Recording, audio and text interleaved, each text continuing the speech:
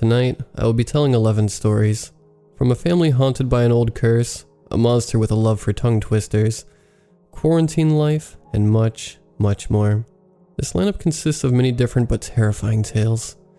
A huge thank you to all of tonight's writers for allowing me to share their stories.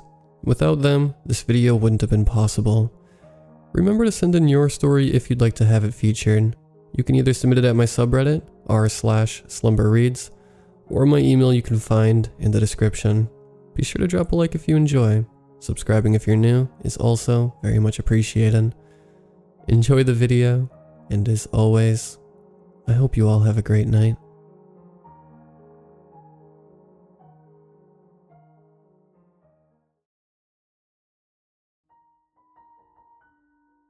April 18th, 1991. My dad used to tell me a story when I was a child of a hereditary spirit known only in our family as the Grinning Man, passed down through generations. He would warn of tragedies, appearing before misfortunes to alert the bearer of his curse that something terrible would shortly happen. One day, he said, once his body has returned to the weeds, the Grinning Man would come to me. The borders of the cemetery were teeming with crowds of reporters and journalists, all eager to take that one perfect picture to go on the front of whichever paper they were there for. I suspected as much, but I was a step ahead. As my father's casket was lowered into the ground, I scanned the surrounding crowd of mourners for my private hire, the only photographer I would allow into the ceremony, Jeremy Winger.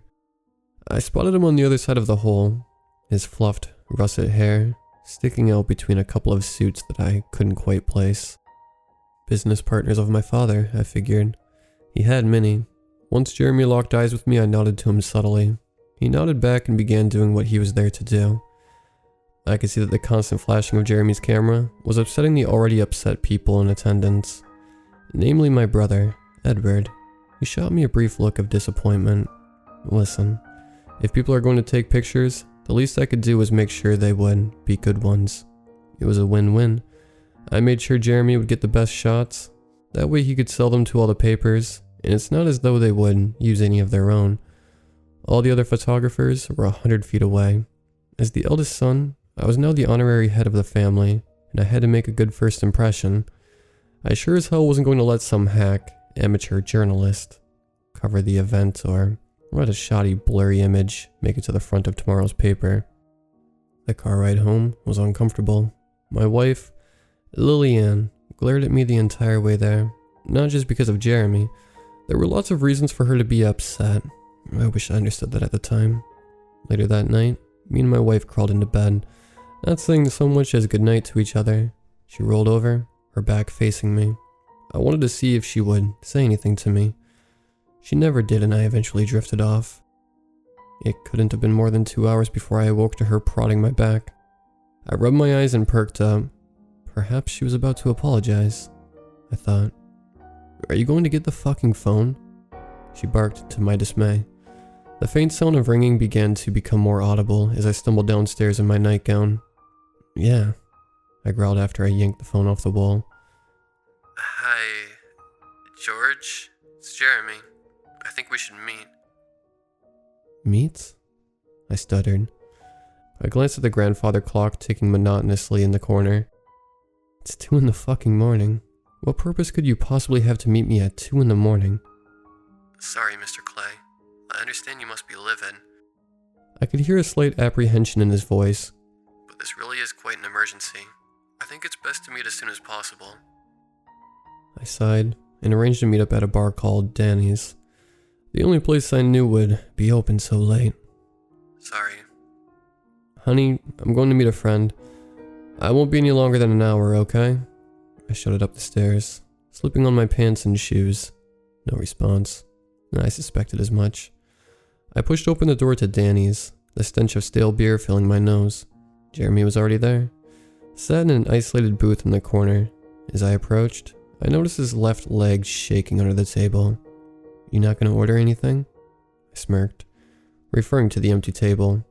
Jeremy was not amused. He pulled some papers out his satchel, resting on his lap, and laid them on the table. Pictures from the funeral.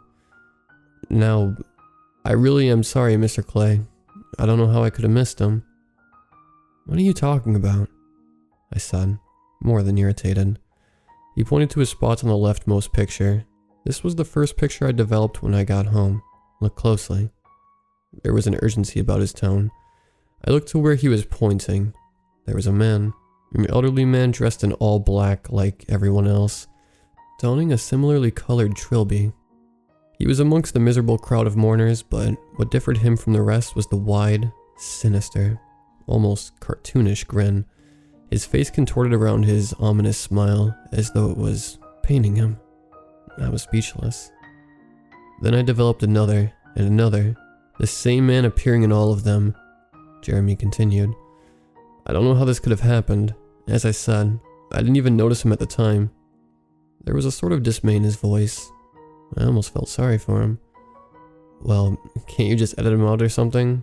I mean, this is what you do, isn't it? I said, trying not to sound too harsh.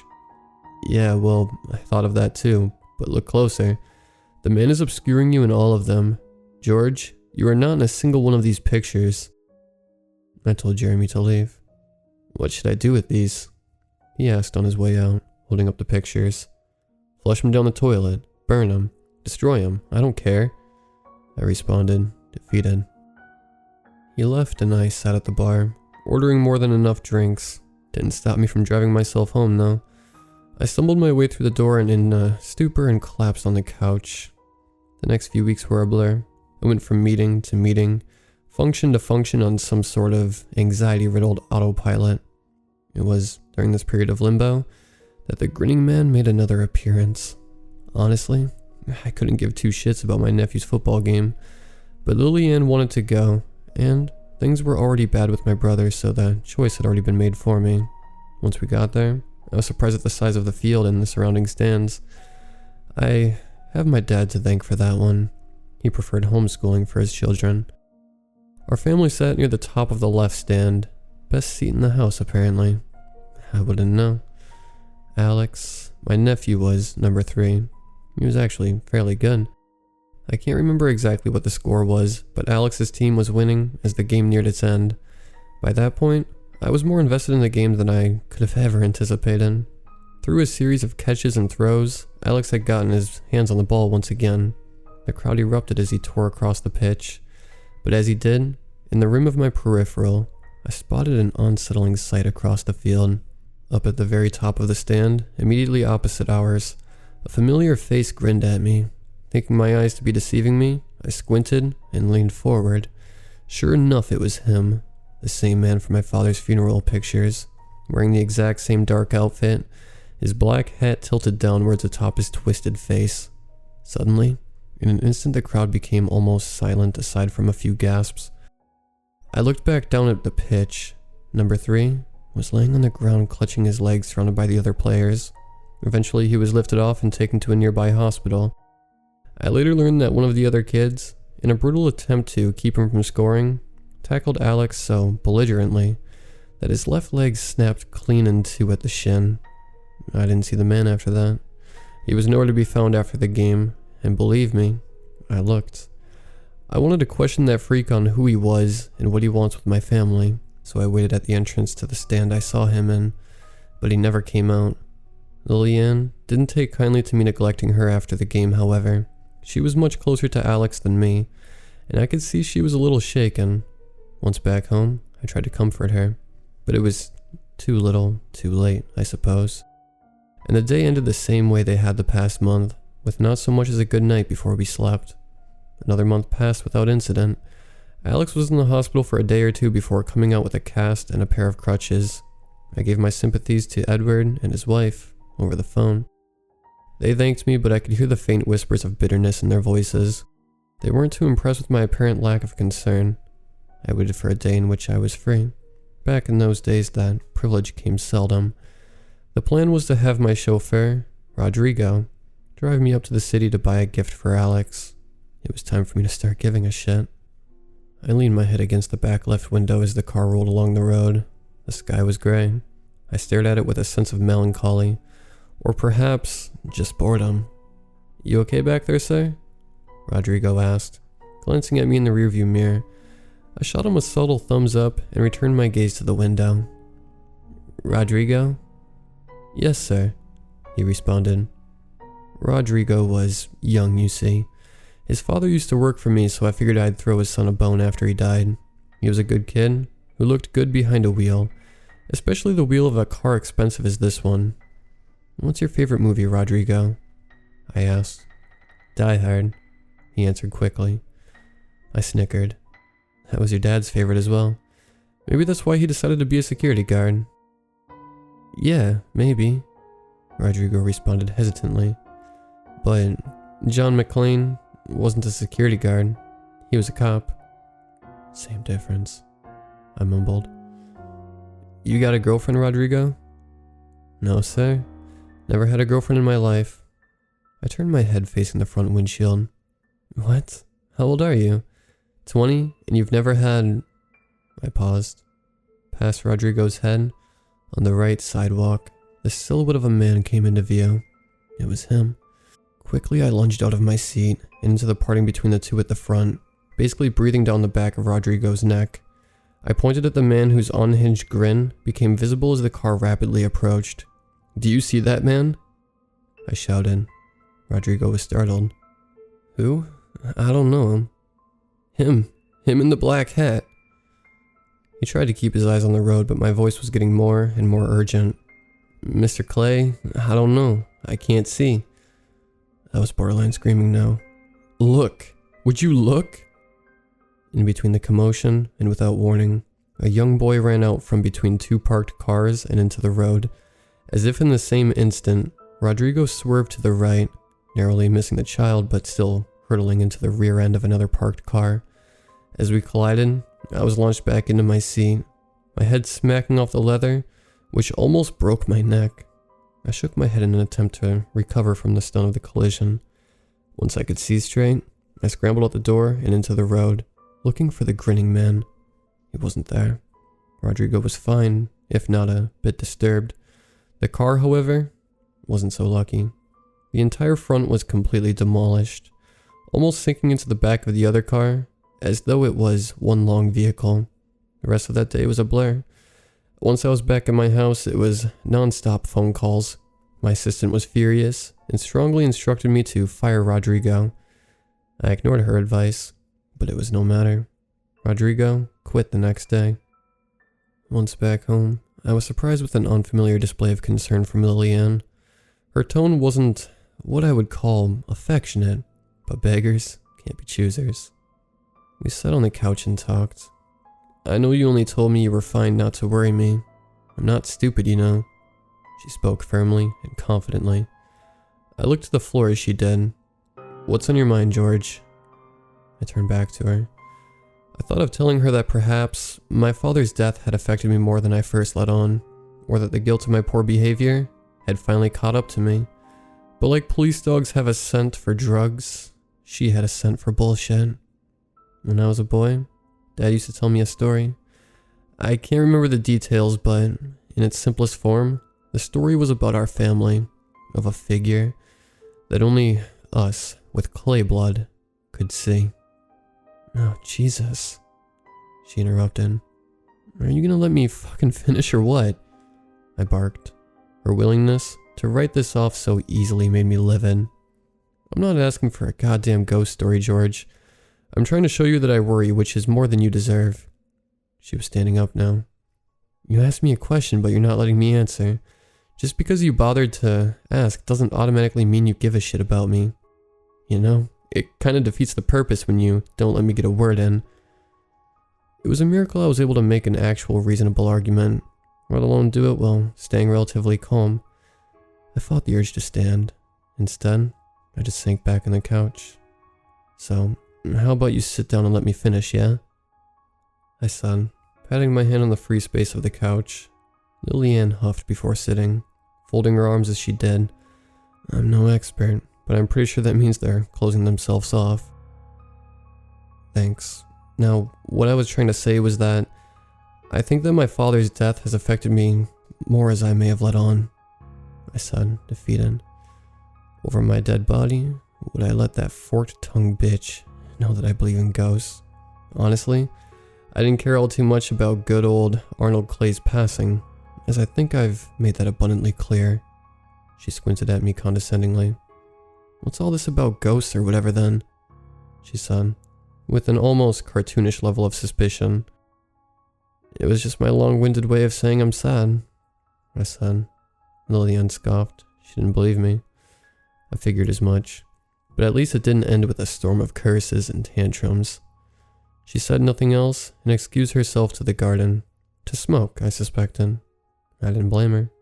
As soon as she left, I called my brother up.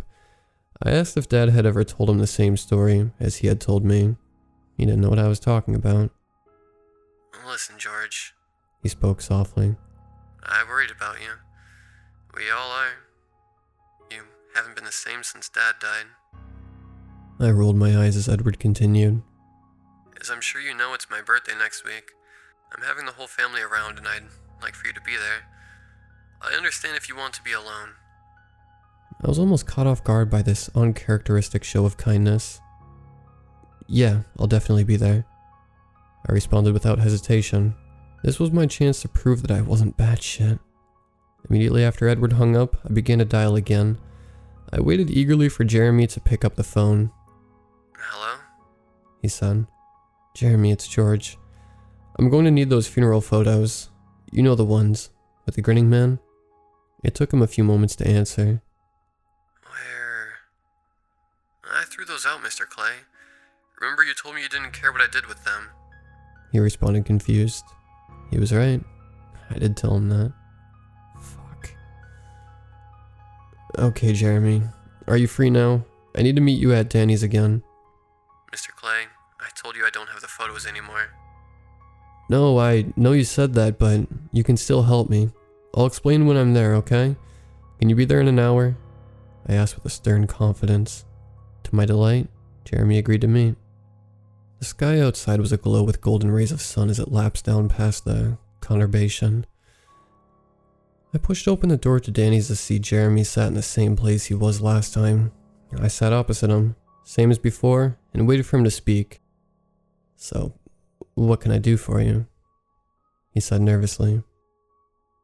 I need you to free up your next week, I replied firmly. He tilted his head in confusion. Before he said anything else, I continued. I need you to shadow me everywhere I go for the next week with your camera. Is that something you think you can do? Yeah, I mean, you're gonna pay me though, right? Name your price, I said. He still looked confused. I'm sorry, Mr. Clay. Can I ask what this is for? I thought he would ask that. I figured I'd just tell him the truth. I mean, I owed him that much. Okay, listen, Jeremy. Do you believe in ghosts or demons or any of that stuff? His eyes widened. Yeah, actually I do. Some guy a few years back hired me to photograph certain parts of his house at night. He thought the place was haunted, you see. He said his dead ex-wife was tormenting him from beyond the grave. So I did what he said and stayed with him for the night and did my thing, taking pictures where and when he tells me. Lo and behold, the next day I developed them. There was the vague outline of a woman in a couple of the pictures. I sat back. Well, Jeremy, I'm gonna need you to do a similar thing for me. Jeremy leaned forward. So what's your story, Mr. Clay? Who's your monster? He asked. Jeremy seemed the type of man to enjoy a good ghost story. Well, it's complicated. You see, after my father died, I think he passed something down to me. He used to tell me the story of a grinning man appearing before tragedies or disasters. Some sort of hereditary spirit. I was going to carry on before he butted in. The guy in the funeral photos, he said with a stark realization. Yes, exactly. But here's the thing, Jeremy. Only I can see him. My family thinks I'm going fucking crazy. So you want me to take a picture of him to prove you're not going crazy? Jeremy said, nodding as he did. Precisely, I confirmed. Is that something you can do? I asked hopefully. Jeremy named his price, and we agreed on it with a handshake. I didn't leave the house in the days leading up to Edward's birthday. Lillian already thought so little of me that she hardly questioned why the photographer from my father's funeral was sleeping in his car outside the house. For those days, I lived in a sort of smug ignorance, as though I knew this would end with my victory. I smirked, imagining the look on my wife's face when I would show her the picture of my tormentor. For once, I was hoping to see the man. I ached for it. Finally, the day came. Our car rolled across the gravel outside Edward's mansion. Out the window, I could see many other cars lined up outside. There were more people going than I first suspected. I hate to confess it, but part of me always envied Edward because of his house. It was admittedly gorgeous. It looked aged, but not in a bad way. It had aged like a fine wine. Vines crawled up the crimson bricks like veins. Lillian complimented their home as we approached the door. She knew it got under my skin. Jeremy followed closely behind, his huge camera swinging from his neck. Edward and his wife Susan greeted us at the door. As it opened, the sound of music and people laughing and generally mingling erupted in my ears. That caught me off guard, as I expected a much more intimate, family-oriented gathering, but it was a full-blown party. The bottom floor of the house was divided into 3 main areas. Beyond the entrance was what didn't look dissimilar to what you might be greeted by upon entering a hotel, with a tall, wide staircase running up the center, and a large glass chandelier hanging from the ceiling above, swaying ominously. A hallway to the right of the staircase led to the living room, an expansive room of which the walls were coated in a mixture of gray and brown paint. The room was home to many different arrangements of furniture that lay before a flickering fireplace, with the northmost wall almost entirely consisting of tall windows.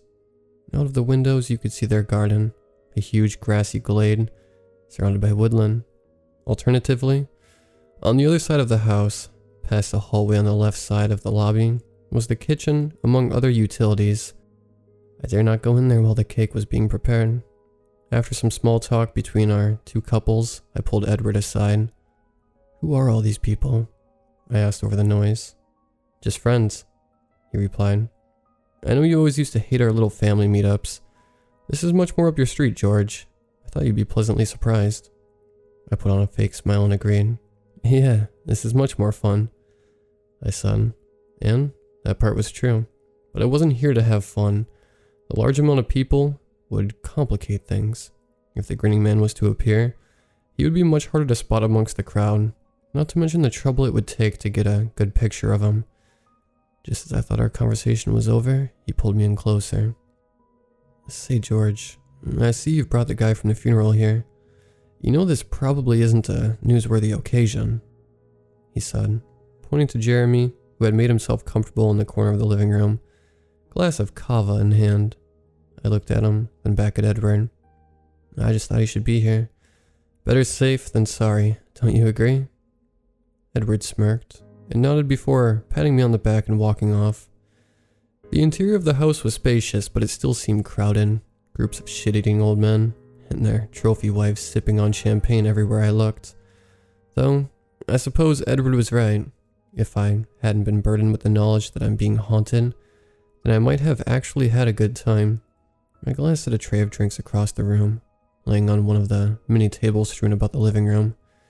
Admittedly, I was tempted to take a couple, but I refrained. I had to stay focused. I walked over to Jeremy, still stood in the corner. As I approached, he grabbed his camera instinctively. I gestured him to put it down. "No, not yet," I said. "But do you mind if you can try and stay away from the drinks, please? If he appears, I'm going to need you to be concentrated, okay?" Jeremy's stern poise loosened up. "Yeah, sorry, Mr. Clay. But it's just what you said got me worried is all." "Which part?" I chuckled nervously. "Well, you were saying how this guy only appears before bad things happen, right?" he said. I nodded in response.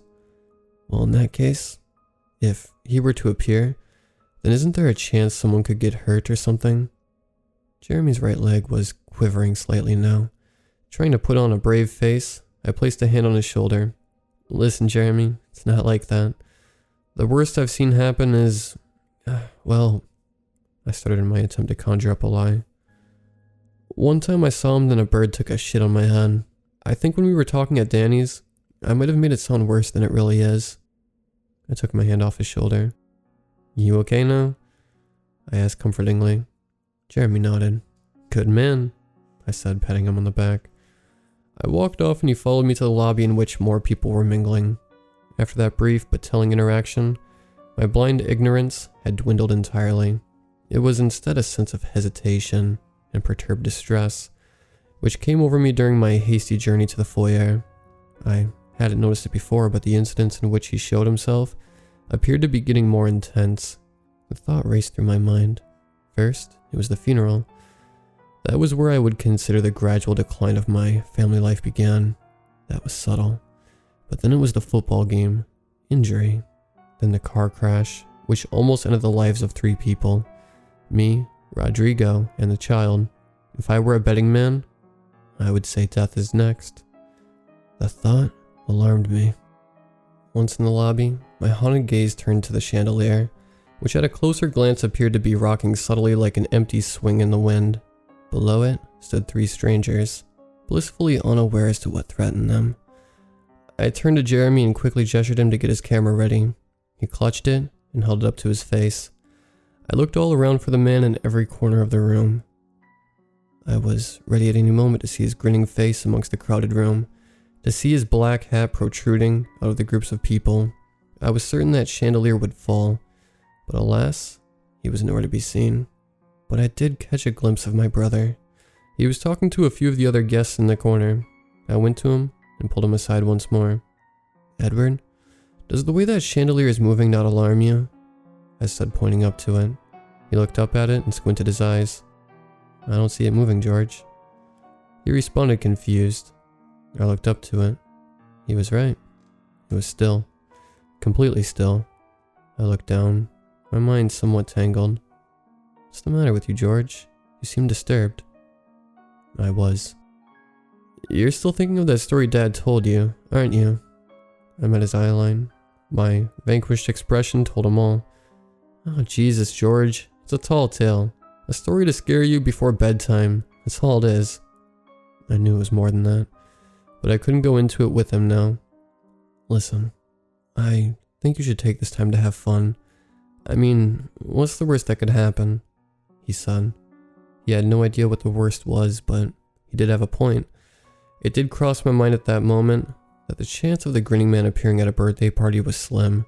I think the anticipation of the event led me to create a false expectation. After all, the grinning man only warns of misfortunes. He doesn't cause them. Or at least, that's what Dad used to say. "Come on," Edward said. "I think it's time for the cake," he announced eagerly, herding everyone into the living room as the muffled sound of women singing happy birthday started up in the kitchen. As I walked into the living room behind everyone, I felt a tap on my shoulder. I turned to see Jeremy. "Mr. Clay, do you mind if I go number 1 quickly? I'm about to burst," he said. I smirked. "Yeah, sure. Bathroom's up the stairs and to the right. You'll find it." He thanked me and darted up the long flight of stairs. All the guests squeezed into the living room as the cooks emerged from around the corner, one of them wheeling around a towering white cake. Soon after, everyone joined in on the song, wishing Edward a very happy birthday. I began singing too, and for a brief moment there, I almost felt contempt. That was foolish of me, because, in the end, it's never that simple. As I sang at the very edge of my vision, I noticed an unwelcome disparity in the scenery out the window. I stopped singing and turned, facing the vast backyard, and in the darkness beyond the glass I saw it. On the very edge of the garden, where the glade met the forest, I made out the vague outline of a man, dressed all in black, his glistening white teeth calling out to me in the pale moonlight. My heart dropped. I pushed through the crowd violently. People gasped and stopped their singing as I barged past and into the hallway. I sprinted to the lobby, calling up the stairs with all the power in my lungs. "Jeremy, get down here!" I continued to scream as I heard the hasty thud of footsteps grow louder from the second floor. "Quickly!" I bellowed desperately. Jeremy hurried around the corner into the top of the stairs. I didn't see it coming. How could I have? In his desperate rush, Jeremy tripped over his own feet, tumbling headfirst down the stairs. The camera, still around his neck, crunched under his weight as he fell. He landed violently on the ground by his neck, which cracked with the room's silencing snap. I was frozen. For a few moments after, his limbs twitched like a swatted fly before becoming motionless. Dead. An ambulance was called, but Jeremy was dead the moment he hit the ground. The party was quickly ended. I left without saying a word. Lillian apparently stayed the night there with Edward and Susan, as she never returned to the house that night. For a week, I stayed alone in my house, waiting for a call. Eventually it rang. I picked up to hear my wife's voice on the other end of the phone. I was glad to hear from her, but that short moment of happiness was quickly snuffed out as I noticed her tone. She wasn't calling me to give me good news. After a couple of minutes of unnecessary build-up, she finally told me the reason for her call, but I already knew what she was going to say, as the grinning man made his presence known again, smiling in the corner. She wanted a divorce. I didn't blame her. I didn't like being alone with me either. She had already arranged to stay at Edward's until the divorce was finalized.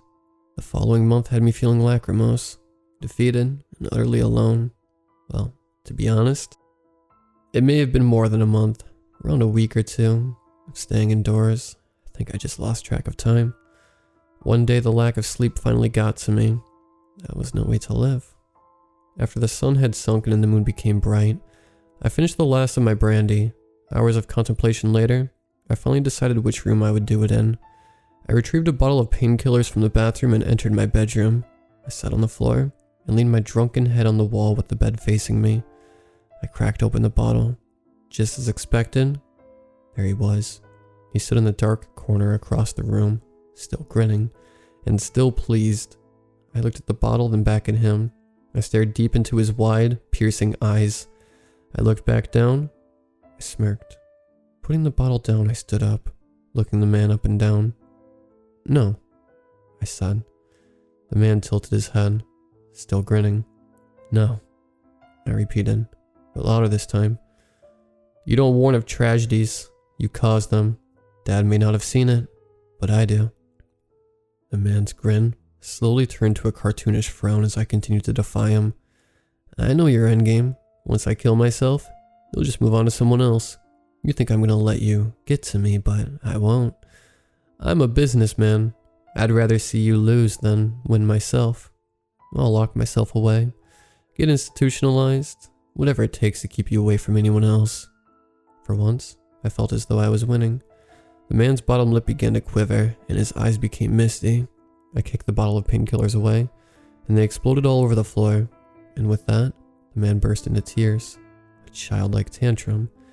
Anguish wails erupted from him. His voice was deep, deeper than anything I'd heard before. The room shook violently as I cupped my ears. The sound was unbearable, like a boat scraping against an iceberg. His cries turned into a tormented bellow. His jaw was now wide and swinging low.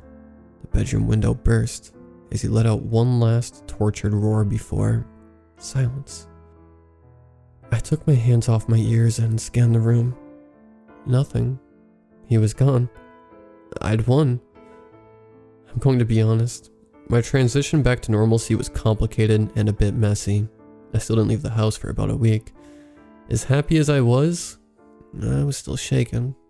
I got someone to come and repair the window. I told the guy a bird flew into it. The same day I got in contact with Jeremy's relatives. I knew it wouldn't compensate for what they'd been through, but I made sure to leave each of them a hefty sum of money. They were hesitant to take money at first, but after I told them who I was and how I knew Jeremy, they accepted. Eventually, I started going back into work. If I hadn't owned the company, I'm sure I would have been fired for being absent for so long. After that, I hired a therapist. You can't go through what I went through without a little bit of mental trauma. The hardest part was yet to come, however. For a few weeks, Lillian still refused to speak to me. We were divorced though, so that was what I expected. But I had a good talk with Edward and I finally gave him a long overdue apology. He must have said something to Lillian because after that conversation, she started paying me more attention. Before long, we were spending time together again. It's wonderful how long people can get on once you stop being a total ass. 2 months after that, we started to become romantically involved again, and another 2 months after that, we remarried. And 1 year later, we were welcoming a beautiful baby boy into our lives. Arnold, we called him. Those times were nothing but bliss. We said hello to little baby Arnold 5 years ago now. Edward had recently fallen under tough times, so me and Lillian agreed to take him and 5-year-old Arnold to Spain. A little family holiday. Our private plane churned and growled as we boarded. Once in the plane, we all took our seats. It was just us and the staff, so we had anywhere to choose from. I sat behind the window, placing Arnold by my side. Lillian sat opposite us, placing her purse on the table. Edward sat a little way down the plane by himself, silently reading a book. I gave Arnold some candy to suck on before we took off. Hey, what do we say when someone gives you something? I said gently. Thank you, Arnold said, as he began munching down on the candy. Lillian chuckled at the cuteness of his reply. Shortly after, the plane took off and we were on our way. Out the window, the houses and buildings below us shrank and shrank as we lifted off. A few moments passed and I was so caught up in my conversation with Lillian that I almost didn't notice the confused look on Arnold's little face. I nudged him with my elbow. What's the matter, buddy? I asked. He looked up at me. Daddy, is he coming with us too? I tilted my head in confusion. Who, Arnold? I asked. He turned away from me. The happy man, he said, pointing to an empty seat across the plane.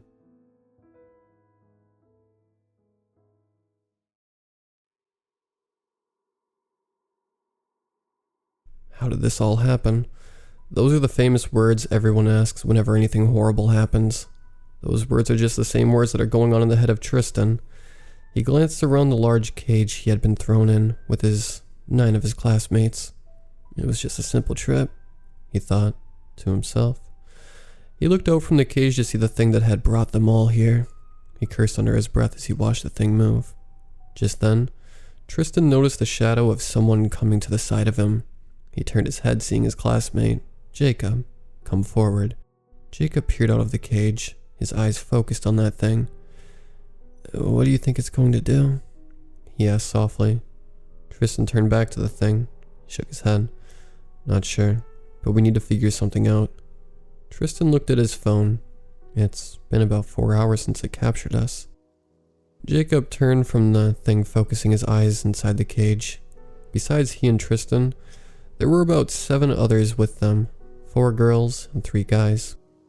Damn, how did it get the jump on all of us? I mean, me, Jay, Marcus, and Richard are football players. Hell, Cynthia's in track. She could have outran that damn thing. Jacob turned back around to join Tristan in watching the thing. Doesn't make sense. Tristan nodded again. Yeah, it doesn't. Neither does its appearance, he said with shakiness in his voice. Hey, do we have a plan yet? Cynthia's voice butted in. She came to join the 2 of them at the front of the cage. One of the other girls, a shy, nerdy-looking girl with round glasses, rose up. Hey, what's going on?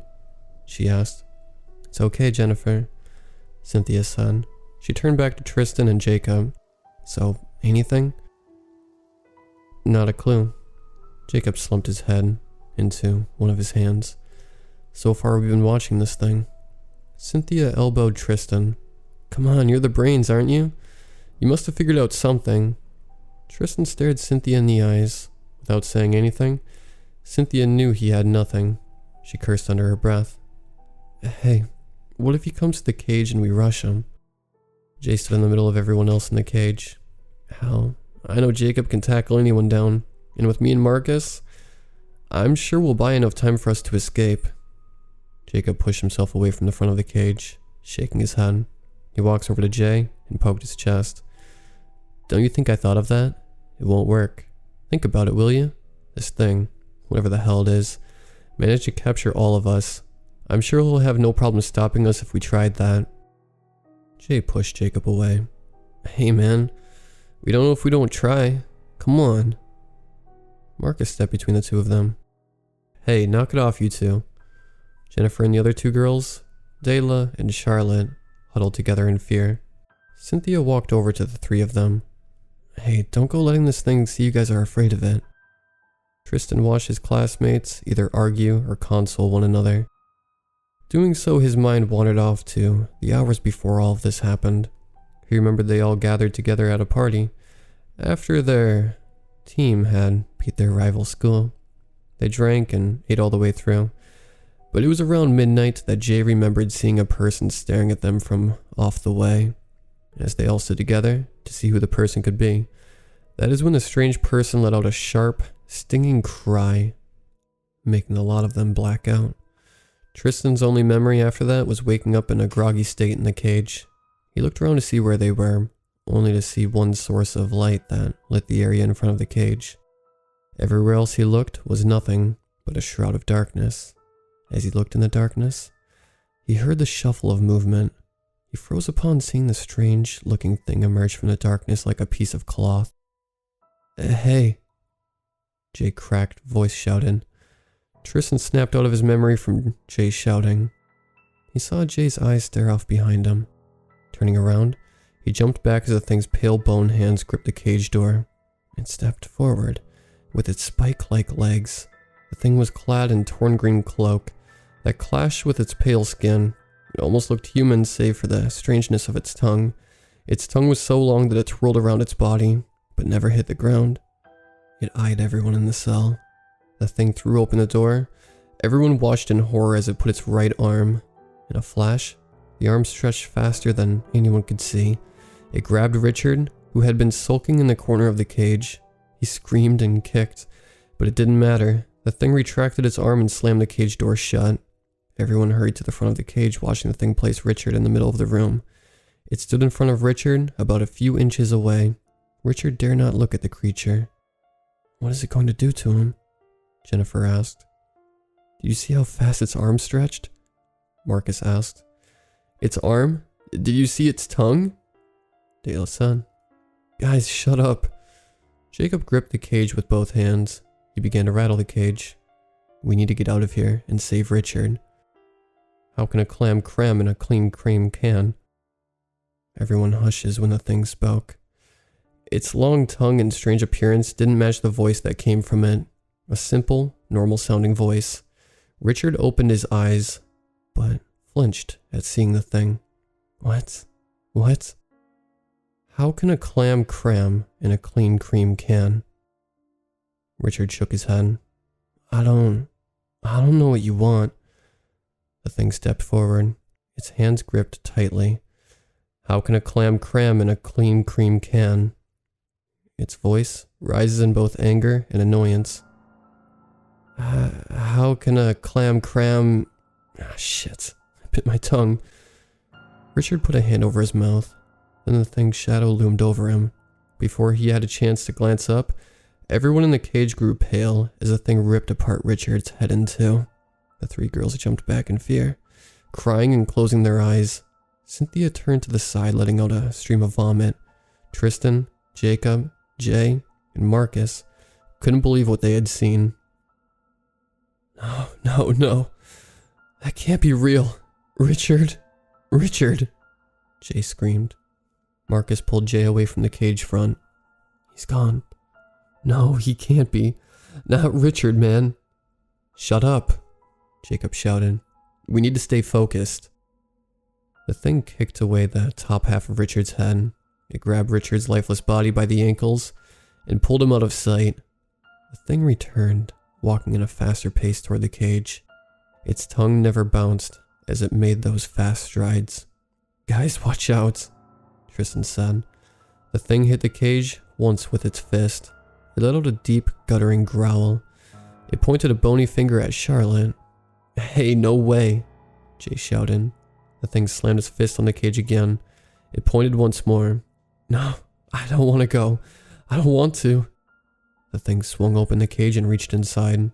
Again, without anyone seeing, the thing had grabbed Charlotte, shutting the door behind itself. Hey, motherfucker, let her go, Jay shouted. Go, Charlotte screamed. Why is it doing this? Dela asked. Cynthia, finally done vomiting, looked up to see the thing place Charlotte in the middle of the room, like Richard. Please don't do this, she cried. I don't want this. Please. Charlotte shook her head. I don't want this. How can a clam cram in a clean cream can? The thing continues to ask the question. Like before, its anger and annoyance rising. Charlotte took a step back. She looked behind herself to see the pitch blackness. The fear of not knowing if more of this thing existed, or if there was a bottomless pit emerged inside her. She turns back to the thing. Please. Tears pour from her face. Please. The thing let out a deep roar that sent the ears ringing. Please stop it, Charlotte screamed. No. Cynthia buried her face into her hands as the thing sliced Charlotte's head in half, her body jerking as it hit the floor. The thing kicked away the top half and dragged her body away just like Richard. No fucking way, Jay said. What does this thing want with us? Tristan watched the thing put the body of Charlotte and Richard away. I think it wants to play a game. A game? Jay asked. Scary fucking game. Hey, easy man, Marcus said. Jacob nudged Tristan's shoulder. What do you mean? Well, what it was asking. I don't think it wants an answer to it. Meaning what? Dayla asked. I think it wants us to repeat it. The phrase it is saying is a tongue twister. You mean those stupid sayings people say? Like the one about Peter Pickle something? Jay crossed his arms. Well, Peter Piper. But yeah, that's right, Tristan replied. Are you saying if we can say it correctly, the thing might let us go? Cynthia asked. Tristan's eyes drifted away. For that was an answer he did not know. He shook his head. I don't know. Well, let's just see if we can beat this thing and get out of here. I guess that's all we have to do then, Jacob said. Oh, fuck that shit, Jay shouted. I say the three of us, you, me, and Marcus, rush them so the four of them can escape. Jay, I told you before, and I'm telling you that we can do this, Jay said. It's better than playing games with some demonic thing. The thing returns to the cage, staring down everyone. A strange green-like liquid dripped from its mouth down to its abnormally long tongue. It pointed its bony hand at the group. Hey, who the fuck you pointing at? Jay shouted. Jacob grabbed his hot-headed friend. Easy. The thing opens up the cage once more. Before it could stitch in its long, stretchy arm, Jay's voice boomed over everyone. Now.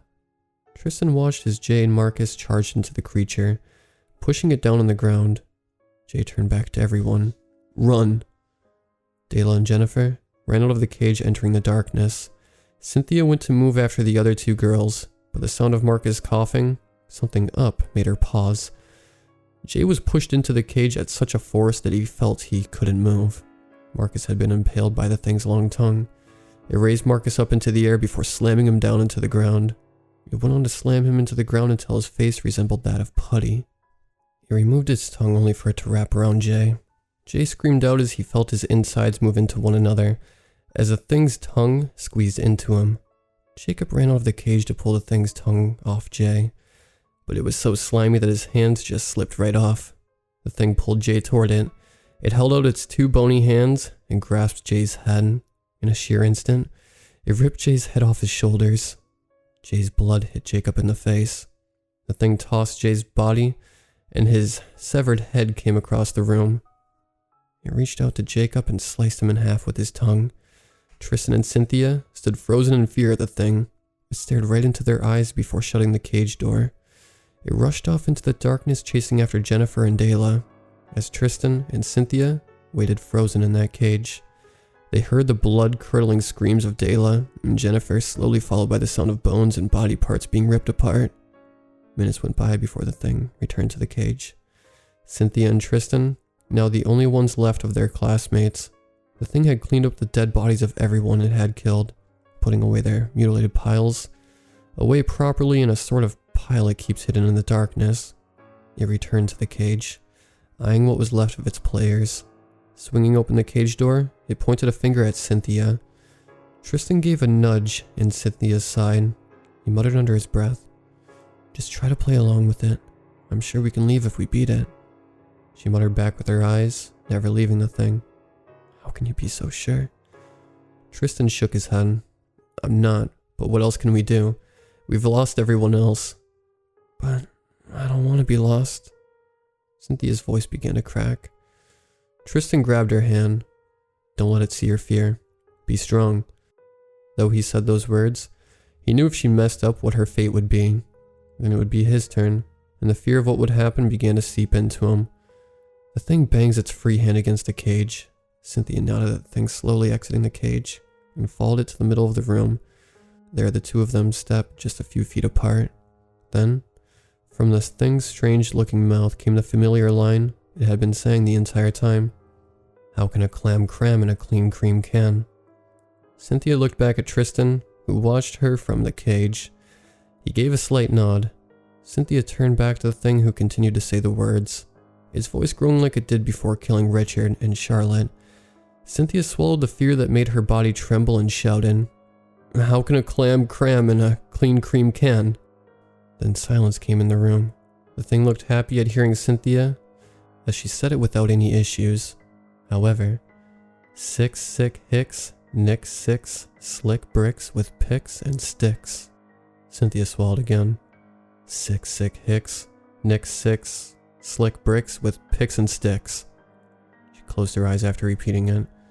She knew she didn't mess up, but feared what would happen next. Tristan watched in amazement as the thing almost jumped for joy. The thing begins to walk around Cynthia, continuing to eye her down. There those 1,000 thinkers were thinking, how did the other 3 thieves go through? Cynthia nodded as the thing stopped to stare at her. It bobbed its head as it waited for her to repeat it. She glanced back at Tristan and smiled.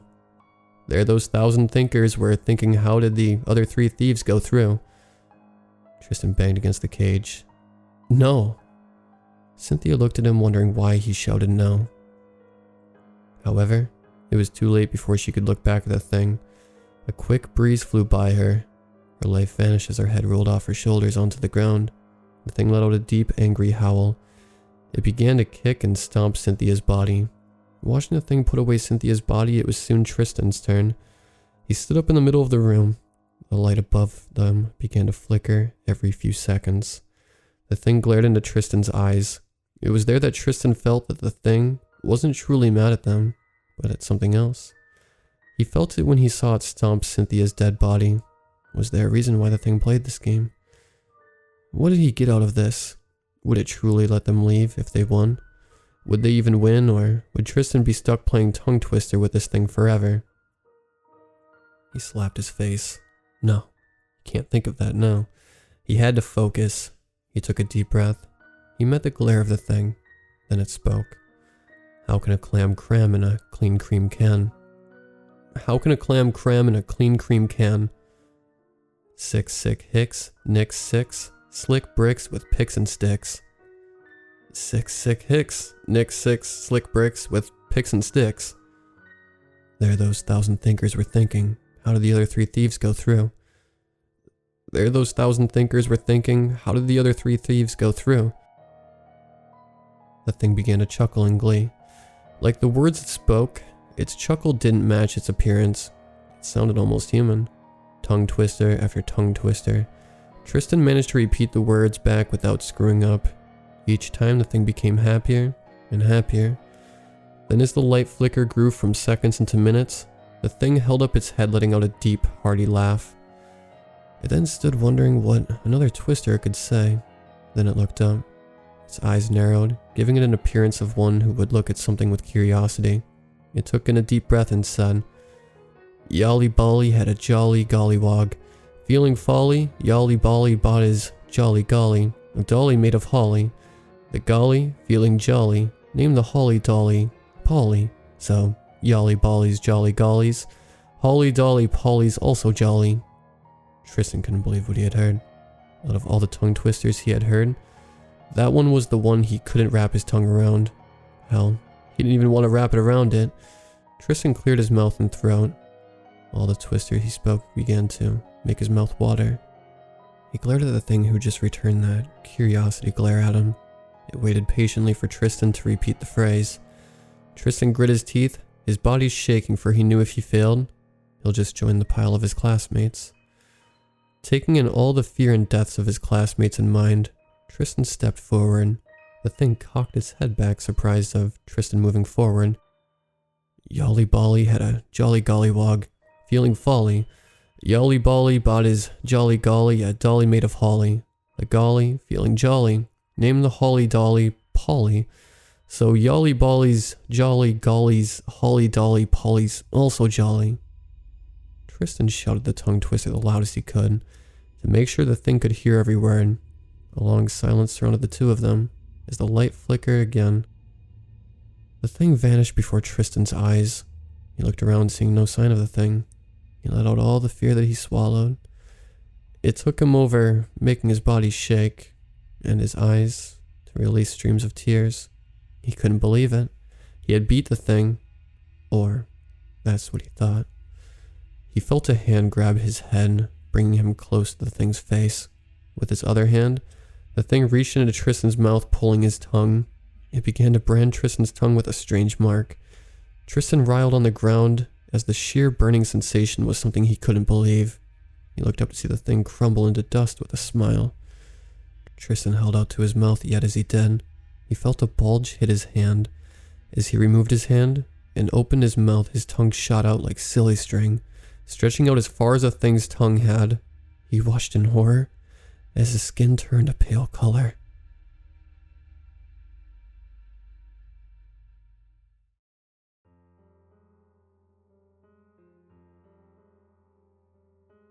I worked for my local pizza shop for about 8 months. I would bring people food that were either too lazy or too afraid to go out on their own.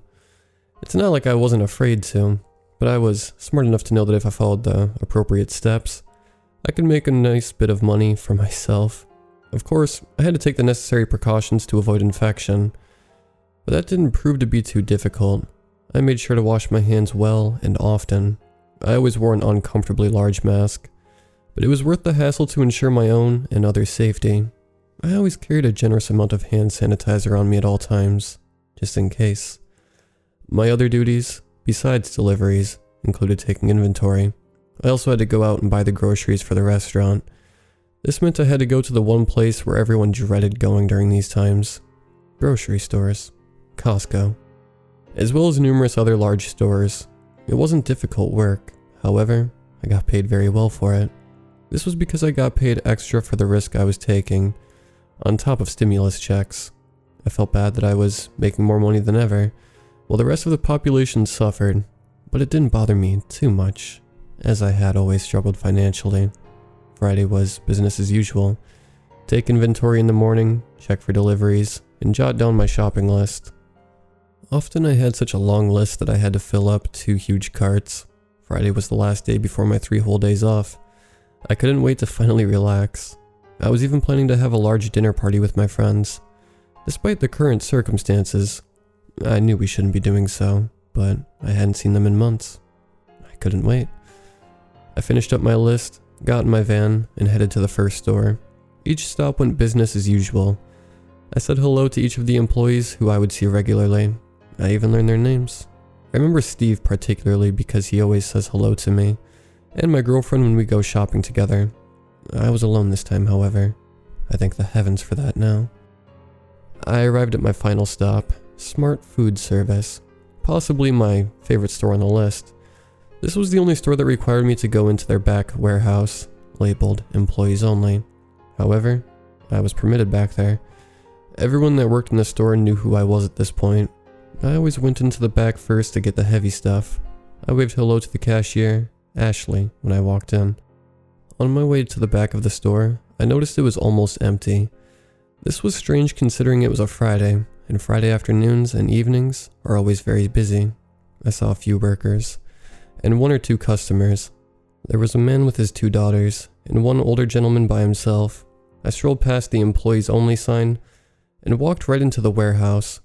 The entrance was made of a metal door that always remained open during store hours, and closed at night, I assumed.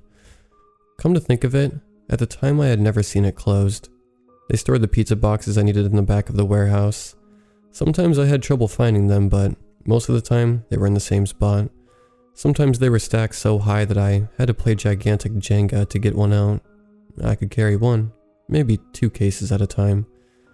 I walked to the back of the warehouse searching for the stash of boxes, but for some reason I couldn't find them. I stood up straight and looked around the warehouse. I didn't fully realize how massive it truly is until now. Bigger than the entire store even. I whistled loudly, hoping an employee would hear me and offer me assistance, but all I heard in response was dead silence. Apart from the hum of the fluorescent lights hanging above, I was alone. I headed back towards the front of the warehouse, deciding to go back into the store to ask for help. The walk back to the front seemed to go on for an eternity. I was tired and sore from the long work week.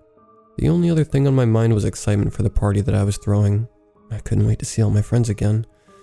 I turned the corner to the metal door and found it closed. Not once in my whole 8 months of shopping at the store have I seen that door closed. I went to open it, only to find it locked. Damn it. I sighed under my breath. I pounded on the door. To my knowledge, that was the only way in and out of the warehouse, apart from the gates for semi-trucks, which were currently closed. I searched the store for an alternative exit, but instead found the crate of pizza boxes I'd been looking for. It was right where it was a few days ago. Was someone messing with me? I swear I had already checked there. Not only was it where it was before, but there were even more crates next to it. Confused, I pulled out my phone, which is what I should have done in the first place. No service. Typical. I checked the time. 7:30 p.m. I should be back at the shop unloading groceries at this point. I couldn't believe I was still stuck in there. I wandered around the warehouse for what felt like an eternity.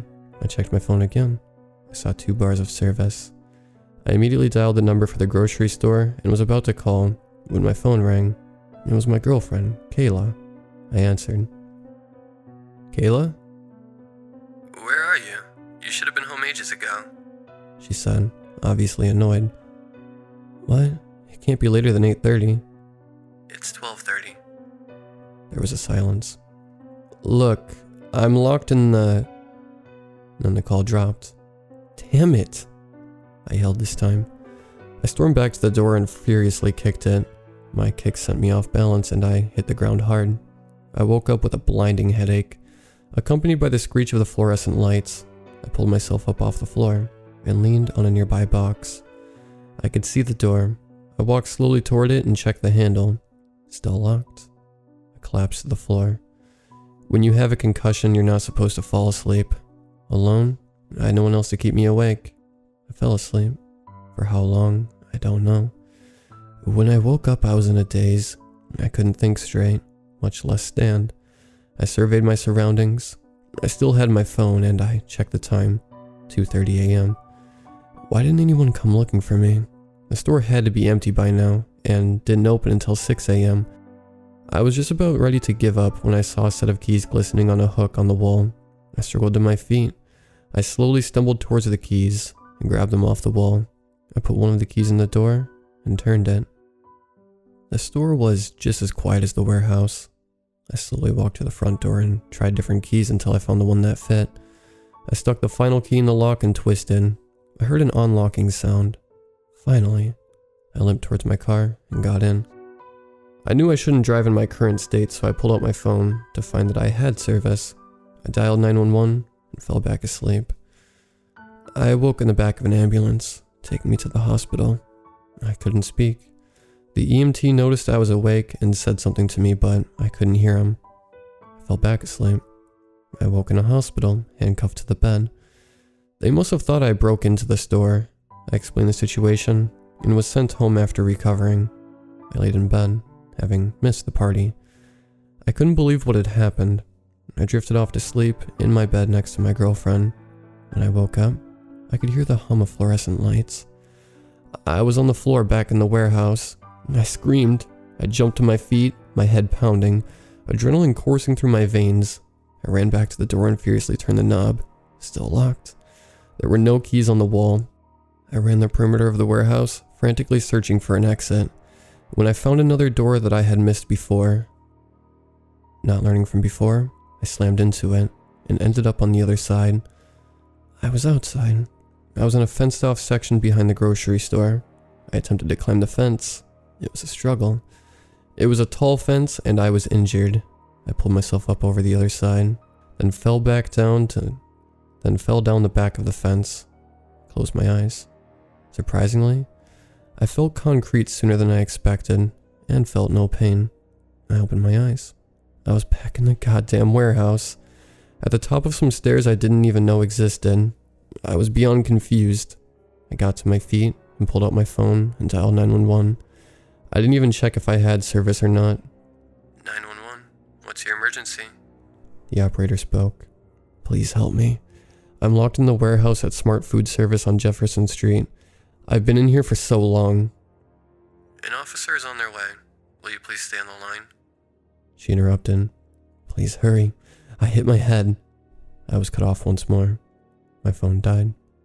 I waited for the officer and waited and waited. I finally heard someone open the door of the store, and I banged on the exit of the warehouse and screamed. I heard banging on the door, and it finally gave way after extended effort. A tall police officer walked through. I explained what happened. Well, I'll give you a ride home, just to be safe, he said. What about my van? I asked. I'll have someone tow it tomorrow, he replied. I followed him out to his car and got in the passenger side. I was so relieved. I just wanted to go home. The officer asked me where I lived and I directed him. He took me home, dropped me off, and drove away. I looked on at my house. I dreaded going inside. What if I walked in and found myself back in that godforsaken warehouse? But that never happened. I slowly walked into my house and up to my bedroom. Kayla was asleep. I quietly got in bed and laid next to her. How did the shopping go? She mumbled. Don't you remember our call? Weren't you worried? I asked, confused. I never called you. I was worried, but I thought you'd be fine, she stated. I checked my call logs. No outgoing or incoming calls. Not even my call to 911. I thought. I got out of bed to go check if my van was there. It sure was. What the hell was going on? Confused, I went to sleep. I woke up still in my bed. Thank God. I'm too afraid to go outside now. Just like everyone else. I'll be in quarantine long after the virus is gone.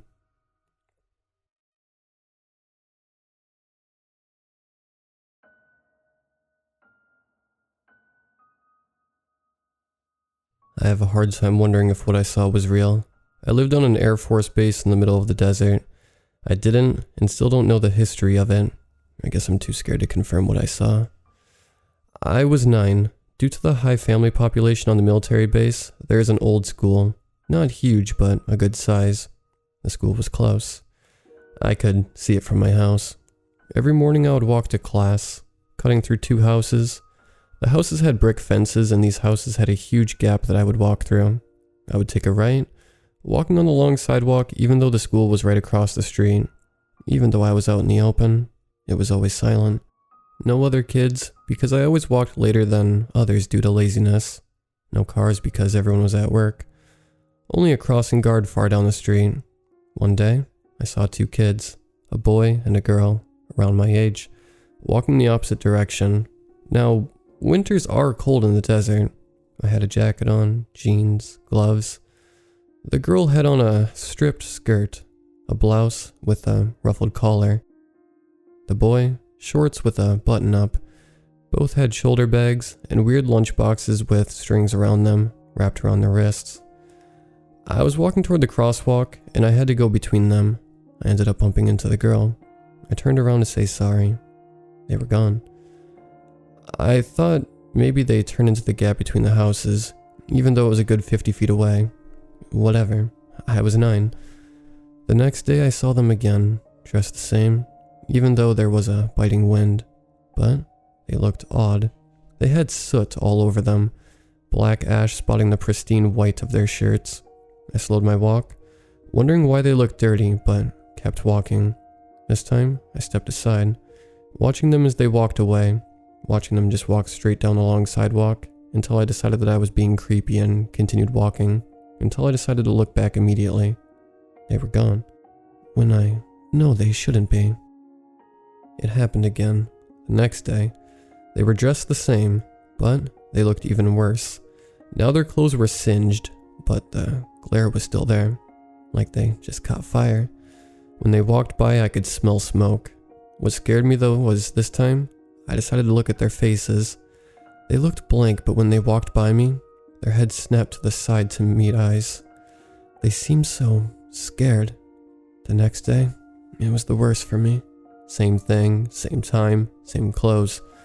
I looked straight at them and I wanted to cry. Their skin was burnt. The girl's upper right side of her face was burnt, her eye missing.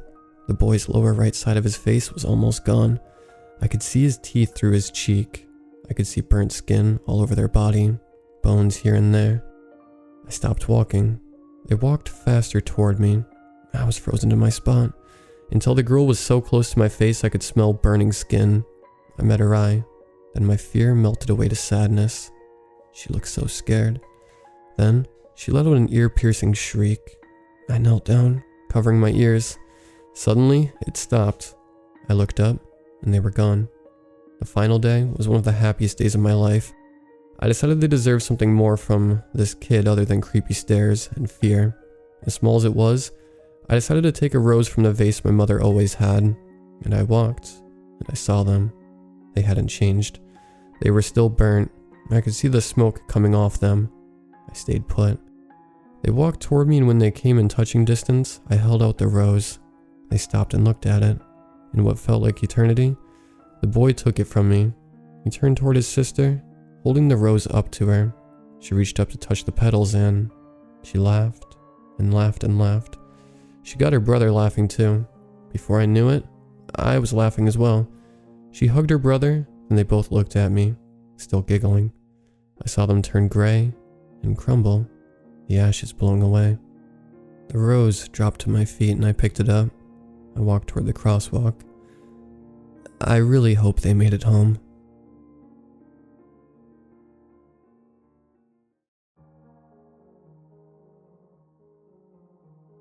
It was just the wind, I convinced myself, while going onto the corner of my couch in the living room. Even the thought of a robber frightened me, and I didn't want to think what could happen if someone actually broke into my home. Suddenly, I heard a loud bang, then the sound of shattered window coming from the kitchen. I wish that day never happened. As I regret what occurred after the sound, I took my gun, which I had a legal permit for, and hid under my bed. The person who broke into the house walked over to the living room. I was shaking from fear of death, and I made sure my gun was not in safety mode. It was, and that's when it hit me. The gun made a click sound when taken out of safety mode. I would have to shoot the robber if I wanted to ready the gun. So I made the decision no one wants to make and put the gun out of safety mode. What the hell was that? The person said, while starting to breathe even faster. I came out of my hiding spot with my finger on the trigger and fired. The man had a black ski mask on his head and black clothes. All black except the hole in his chest, which was red. Immediately I ran across the room, looking at the robber in fear. To call the police, I took my phone and dialed 911 and waited for an answer. I heard the words, 911, what is your emergency? Coming from the phone and answered. I shot a man. After that, it was all just a huge blurry mess. I can't even now remember it. The police came quickly, but after that, I don't remember anything. I was in true shock. I had to appear in court, but there was all the evidence with the broken window, that it was breaking and entering. And that's what I did. Self-defense. It wasn't. He had no weapon. I faked it. I tried to forget it with therapy and all, but to no avail. I couldn't get rid of the feeling of me murdering an almost innocent man. I went to therapy, but I couldn't tell the truth. It was all staged. Months, years went by, but I couldn't forget. Then I saw him. I was walking to the bus stop to go home, as I don't own a car. I got onto the bus and walked towards the back, when on one of the seats he was sitting. It's not like I noticed him. Only after getting home I realized it. Spooky. The next appearance of him happened a few days later, at work. I work on the 3rd floor and saw him walking down the street, wearing that damn ski mask every time. I was spooked by these events. I told my boss I wasn't feeling well, and he let me go home for sick leave. I don't know what to do. How can I get this to stop? Are these encounters just hallucinations? Help me, please.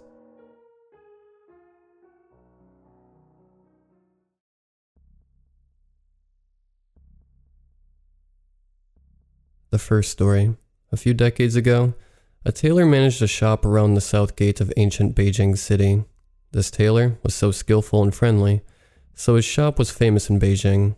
One day, in the middle of the night, the tailor just went to bed, but someone was calling him at this time. The tailor asked the visitor what he wanted.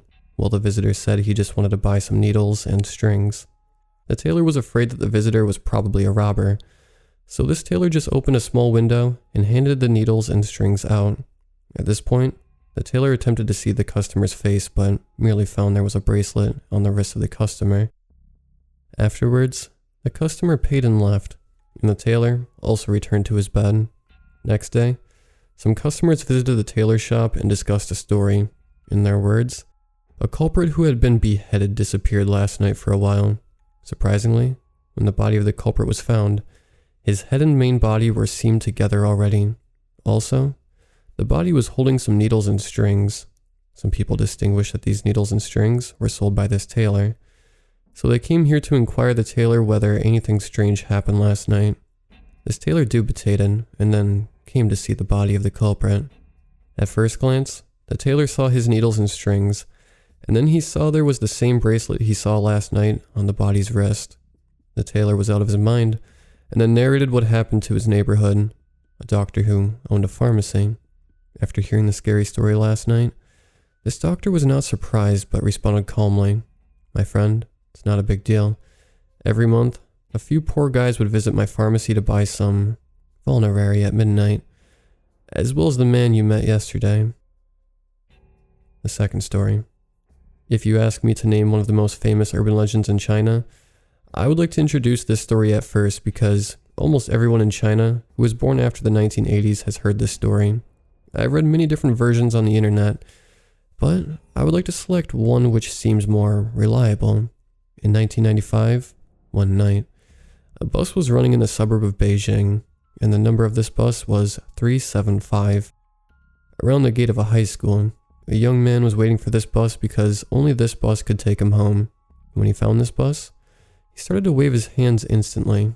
After boarding the bus, the young man sat behind an old lady and found there were 6 people on the bus, including himself, the driver, and conductor. Quickly, the young man attempted to have a break because he was exhausted already. A few minutes later, the bus stopped again, and 2 men got up. The young man glanced at the 2 men and found both of them were poker-faced. The 2 men did not talk, just sat down, kept silent. However, at this point, the old lady in front of the young man stood up suddenly and grabbed the young man tightly. "Nasty guy, how dare you try to steal my wallet?" This young man was confused but responded, "I was sleeping just now, and I never touched your wallet. Why are you wronging me?" The old lady did not buy this but asked the driver to stop the bus immediately, because there was a police station not far away from there.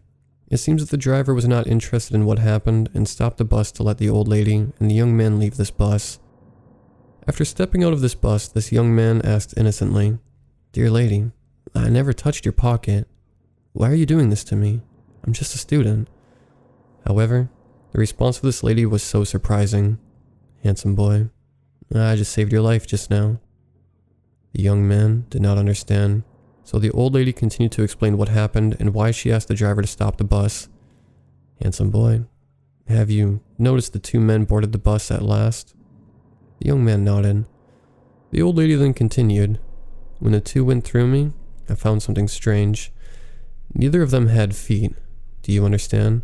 In other words, instead of stepping on the bus, the 2 were floating just now. Therefore, I'm afraid they were not human beings. You know what I mean." The young man was scared and was determined to report this to the police, because there was a police station around there. The young man told the police what the old lady told him, but you can imagine, the police could not believe the young man's words.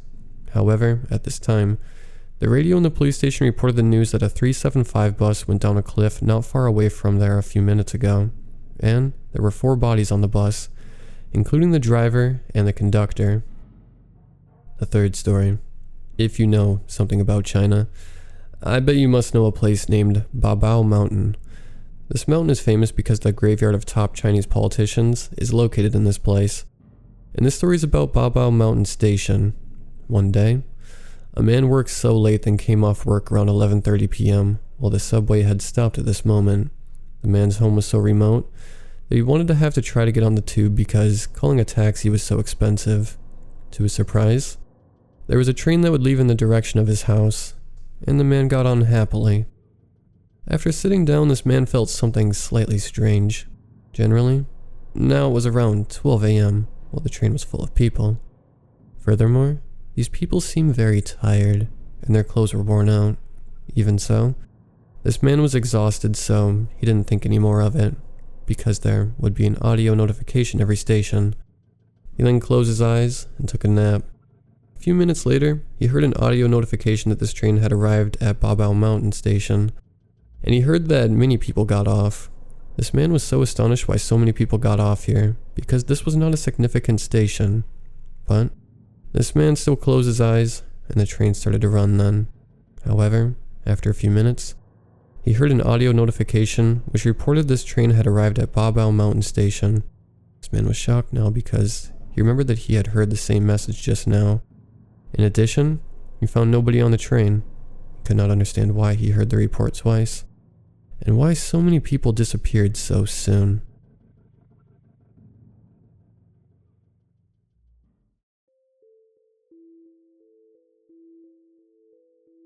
Saturday nights were our favorite nights, and the only time we really had to ourselves. Mark went to school on the other side of town. Abe only visited from Seabrook once a month. Jared worked after school and only had weekends off. My basement was our haven for blasting Queen on the radio, playing Super Mario until our eyes practically bolted out of our heads, and passing around Dad's tobacco pipe. It was the beginning of 1989 and the first Saturday of the year. That meant a basement celebration. Despite me hating the basement, and my entire house for that matter, it was the only spot we had. Around 8:30 p.m., I heard Jared's keys tapping on my window. Opened up the door to see Jared, a six-pack in his hand, with Mark and Abe right behind him. We all took a seat on the Davenport that was stained with cigarette ashes and time. Going about usual business, Mark cracked open the beers and said, "Cheers to what hopefully won't be a shitty year, fellas." The night unraveled into conversations about upcoming tests, Jared's new girlfriend, and Mark kicking ass at Super Mario as I watched in disbelief, having taken weeks to get the levels that he aced in minutes. The basement was stuffy and smelled of cigarette smoke, weed, sweat, and Jared's cheap cologne that he doused himself in earlier that day as an attempt to impress the new girl. The basement was a familiar place, but a place where no matter how much we were enjoying ourselves, I always felt off. After an hour or so, my sister, Cynthia, walked down the basement steps to greet us and to tell us she was heading out to work and wouldn't be home until her usual time. Cynthia's footsteps creaked on the old shabby boards as she walked back up the steps and said, "See you pathetic losers later." Super Mario started to bore us after a while, and around 11 p.m., Mark suggested we go to Margaret's Diner and order a nightmare breakfast of eggs and hash browns. We agreed, got our jackets, and set out to all pile into Jared's 1984 Volkswagen Rabbit that smelled of stale gym clothes and dried up fried chicken. His car was filled with junk, but Jared had just gotten his license, so he was our only ride. The four of us packed ourselves in tight, shoulders squishing and trying to avoid stepping on the nasty treasures beneath our feet. I realized just then, after already being crammed in tight, that I had forgotten the money on top of the radio in the basement. I thought to myself, God damn it, I don't want to go back into the basement alone now that the house is empty. Because that's something I absolutely never do if I'm in the house alone. As I said already, the basement is the most dreaded place in my entire house for me. It seems to always give the feeling that someone is watching. It seems to harbor some sort of inexplainable phenomena, some sort of evil. It was the least inviting of rooms. Chipped 70s wallpaper, shaggy carpet painted with stains and watermarks, Grandpa's old radio in the corner, and constant bone-chilling cold. Even in summertime, the basement was always cold. I got out of the car, zipped my windbreaker and told myself, fuck, just down and up the steps and you'll be fine. It's just a basement, but the basement preys upon you when you're alone. Once inside the house, it was quiet and dark as it usually is at night, and I made my way to the basement door. The basement is completely visible from the street and my driveway, and the staircase can easily be spotted through the window. I creaked the door open, pulled on the light switch cable to illuminate the stairs, and instantly felt the biting cold sink its teeth into my skin. Hastily, I made my way down, and Ninja grabbed my wallet on top of the radio, and immediately made my way back up the steps, turning the light off on the way out. The same feeling I always had was present. Someone is there. Someone is watching. Something sinister. I knew at the moment I opened the basement door, and still felt its tight, cold grip as I walked out. Wallet in hand, I scurried across the lawn and back into Jared's clown car, buckled myself in, patted the roof of the car and said, "Alright, ready to go." In my head, I was thinking of how overjoyed I felt to be in the presence of my friends instead of that horrendous basement for even a nanosecond longer. Jared started the engine, but before pulling out of the driveway he asked, "Hey man, what about Cynthia?" I raised an eyebrow and said, "What about her? Doesn't she want to come with us?" Confused, I replied, "Cynthia left over an hour ago for work. Her car isn't here." Mark and Abe turned and looked at each other, eyebrows furrowed in bewilderment, and then looked at me. Abe's voice shook a little as he spoke. "If Cynthia left an hour ago, then who was the woman in the white dress following you up the basement stairs?"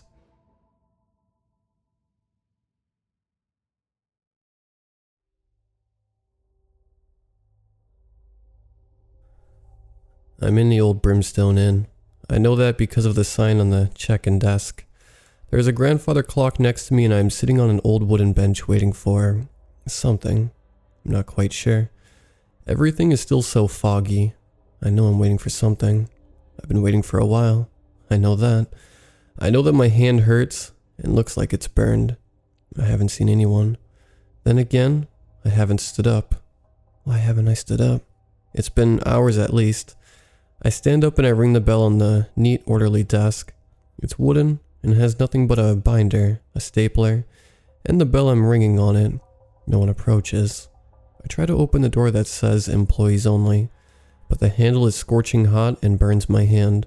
I stumble back yelling an obscenity and clutching my hand, but I already burned my hand. Before, I know that I stare down at my open palm. The burn from the handle is in the exact position as the burn I had before. How strange. I sit back down to wait. It's been a day. I know that. I need to wait. I know that. Tick tock, tick tock. The grandfather clock next to me ticks on incessantly. I begin to think of a tune to hum to pass the time, but can't think of a single song. Now that I can't make my mind up, that I cannot think of a song, I begin to panic as I realize I do not know my name. I don't know my family. I can't think of a single person I know. I stand up and walk back over to the bell and begin to ring it. I keep ringing it and ringing it for who knows how long. From behind me I hear the door open. An impending sense of doom and dread washes over me. I swallow hard as I start to turn around, but there is nothing there. Finally fed up with wait time, I walk to the front door and try to pull it open, but just as the other door was, it was scalding hot. Once again I burned my hand. I yell more obscenities and kick over a coat rack.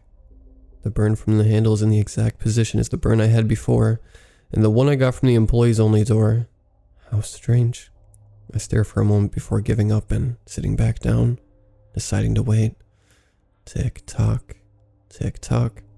The grandfather clock steadily marches on, letting me know every second that passes. I stand up and open the cabinet below the clock. I grab the pendulum and stop it from swinging. No more incessant ticking. My frustrations grow every second, but still I resolve to wait. I can tell I'm supposed to wait. I can tell that. It's been a week. I know that. I must wait. Surely there's a purpose to why I'm here. The Brimstone Inn.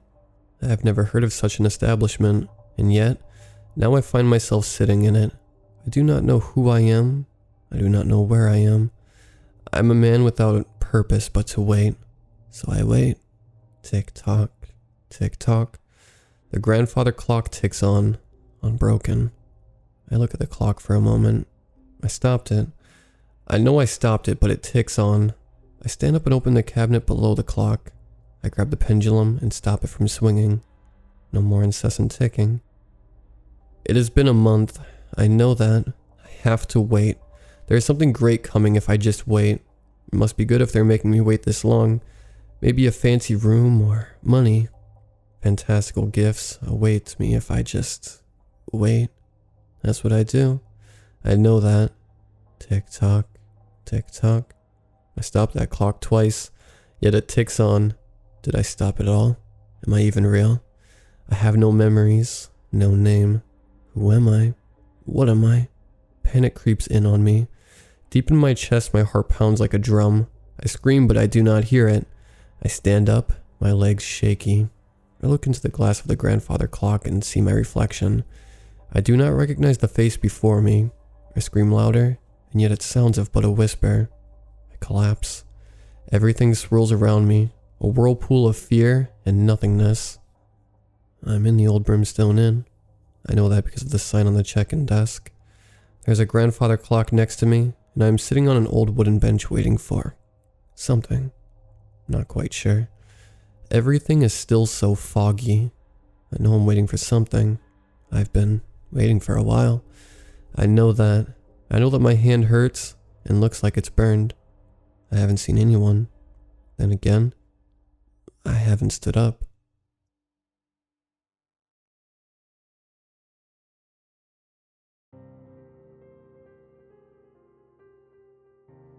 There is a small town, and in the middle of that town is a river. It's filled with strange fish and thorns and branches. It's almost like the river is trying to prevent people from crossing it. The other side of the river looks like it's perpetually nighttime, but in the distance, sometimes a town can be seen. The townsfolk on the bright side say that the dark side is a twisted version of the bright side, with strange people and animals under the never-setting moon. They say a boy named Victor and his sister Molly moved to town. They made some friends, went on campouts, and made forts, like normal kids. But one thing they could never forget was the other side. Their friends, Tim and Susie, were interested in the other side too. All the kids were warned to stay away, but they didn't listen. One night, the kid walked through the forest and swam across the river. When they reached the bank, all noise stopped. No owls hooted, no crickets chirped, just silence. They pressed on. Eventually, the kids made it to a town. It looked just like the town they came from, but the buildings were crooked and the windows dark. Strange, tall people wandered aimlessly, wearing top hats and gloves that hid their eyes and hands. They would look at the kids, shake their heads, and move on. "Hey, wait, isn't that Nana?" Victor cried. Molly looked closer and realized the person who had just passed them looked like their grandmother, but taller, and without her wheelchair. Before they could ponder the significance of this, 4 of the people approached them. They looked at the kids and nodded. They threw off their top hats and gloves, and the kids realized that these people were 4 copies of them, but they had bright yellow eyes and long, sharp claws instead of fingernails. They started walking towards the kids. "Everyone run," Susie shouted. The kids scattered and ran towards the river. The copies stared at them as they ran. Then they raised their heads and shrieked. It sounded like a demon from the depths of hell laughing, and nails on a chalkboard. Then they started to follow. The kids ran, and Victor heard 3 screams in rapid succession from his left, right, and behind him. He dove into the river and swam as fast as he could to the other side. His copy followed. He sprinted through the woods, stumbling over roots and rocks, desperate to get home, but he couldn't run forever. That night, 4 kids went back to their homes, tucked themselves into bed, and closed their yellow eyes. You may wonder why I'm telling you this. It's because I replaced my original long ago, and we've already replaced most of our originals, so I want to give the few smart ones some time to run. But no matter where you go, on the other side of a river near you, there will be a twisted, dark land with a copy of you that wants nothing more than to dump your body in the river and replace you. Sweet dreams.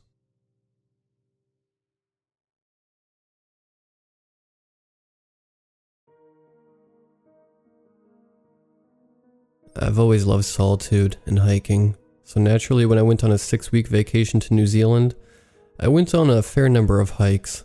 The most memorable one by far was the Abel Tasman inland track. Unfortunately, it wasn't my most memorable hike ever, for its beautiful views of the surrounding nature. The reason I will never forget this hike is because it terrified me and has forever changed the way I look at the world. It all started when all of my family and friends chipped in to give me a 6-week vacation in New Zealand for my 25th birthday. I'd always wanted to go there, but I was the type who never acted out on such fantasies. Therefore, my sweet sister organized a fundraising to force me to fulfill my dream.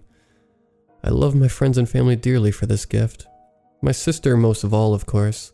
Hell, despite everything, I still love all of them dearly for it. My first weeks in New Zealand were absolutely fantastic. I saw all of the Northern Island, in New Zealand, everywhere you look, or indeed snap a photo, you see the most breathtaking views of nature. The forests are huge and filled with an enormous diversity of trees, from pines to oaks and palm trees, and any sort of tree in between.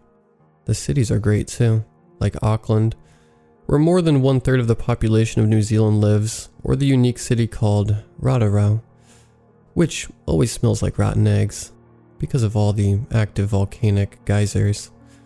I hiked through many of these forests and visited all the cities. I also did the touristy thing and visited Hobbiton, and saw Mount Doom on the TongueTWISTer alpine track. That last one also featured the most beautiful, oddly colored lakes I've ever seen, and a smoke-blowing active volcano, but I digress. I'm not writing this to tell you all about my vacation. My ordeal started after a couple of nights in Wellington, a great place to party. I woke up with an enormous hangover, and missed my boat to the southern island of New Zealand. I took the next boat, but now, I'd also missed the bus on the southern island, a bus that only came twice a day. To make a long story short, I had to start my hike the next day wholly unprepared, with my full 45 pounds of gear on my back, and only one bottle of water. The Abel Tasman inland track starts at the same point as the Abel Tasman coastal track, the latter of which is one of the most popular hikes in New Zealand. The coastal track takes you around the mountain and beautiful forest, over the beaches. The inland track, however, takes you right through the forest over the mountain, and is as obscure as its coastal sibling is popular. It sounded right up my alley. I started the hike, and after about an hour of walking, I reached the split into the inland track. Within half an hour, I started to think I had made a mistake. The inland track was one long difficult path upwards. The sun was blazing and the 45 pounds on my back felt heavier by the minute.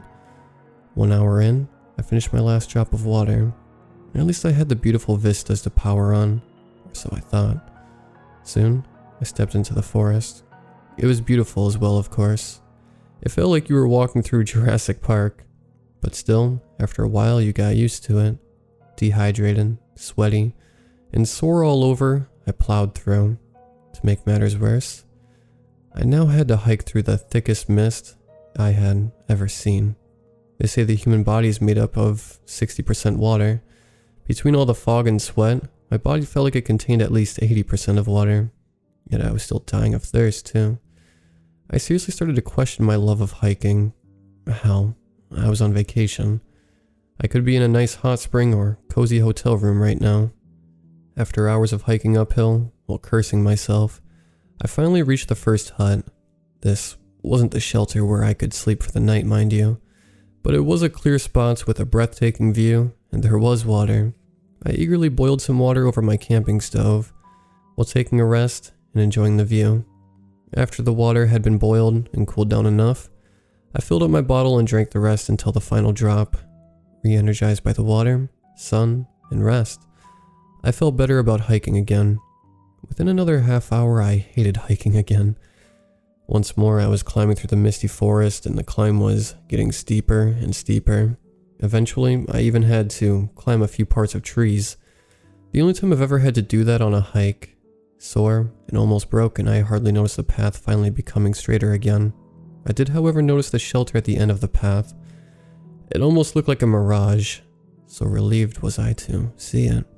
As I came closer, I was even hit with a love of her hiking harder than ever before.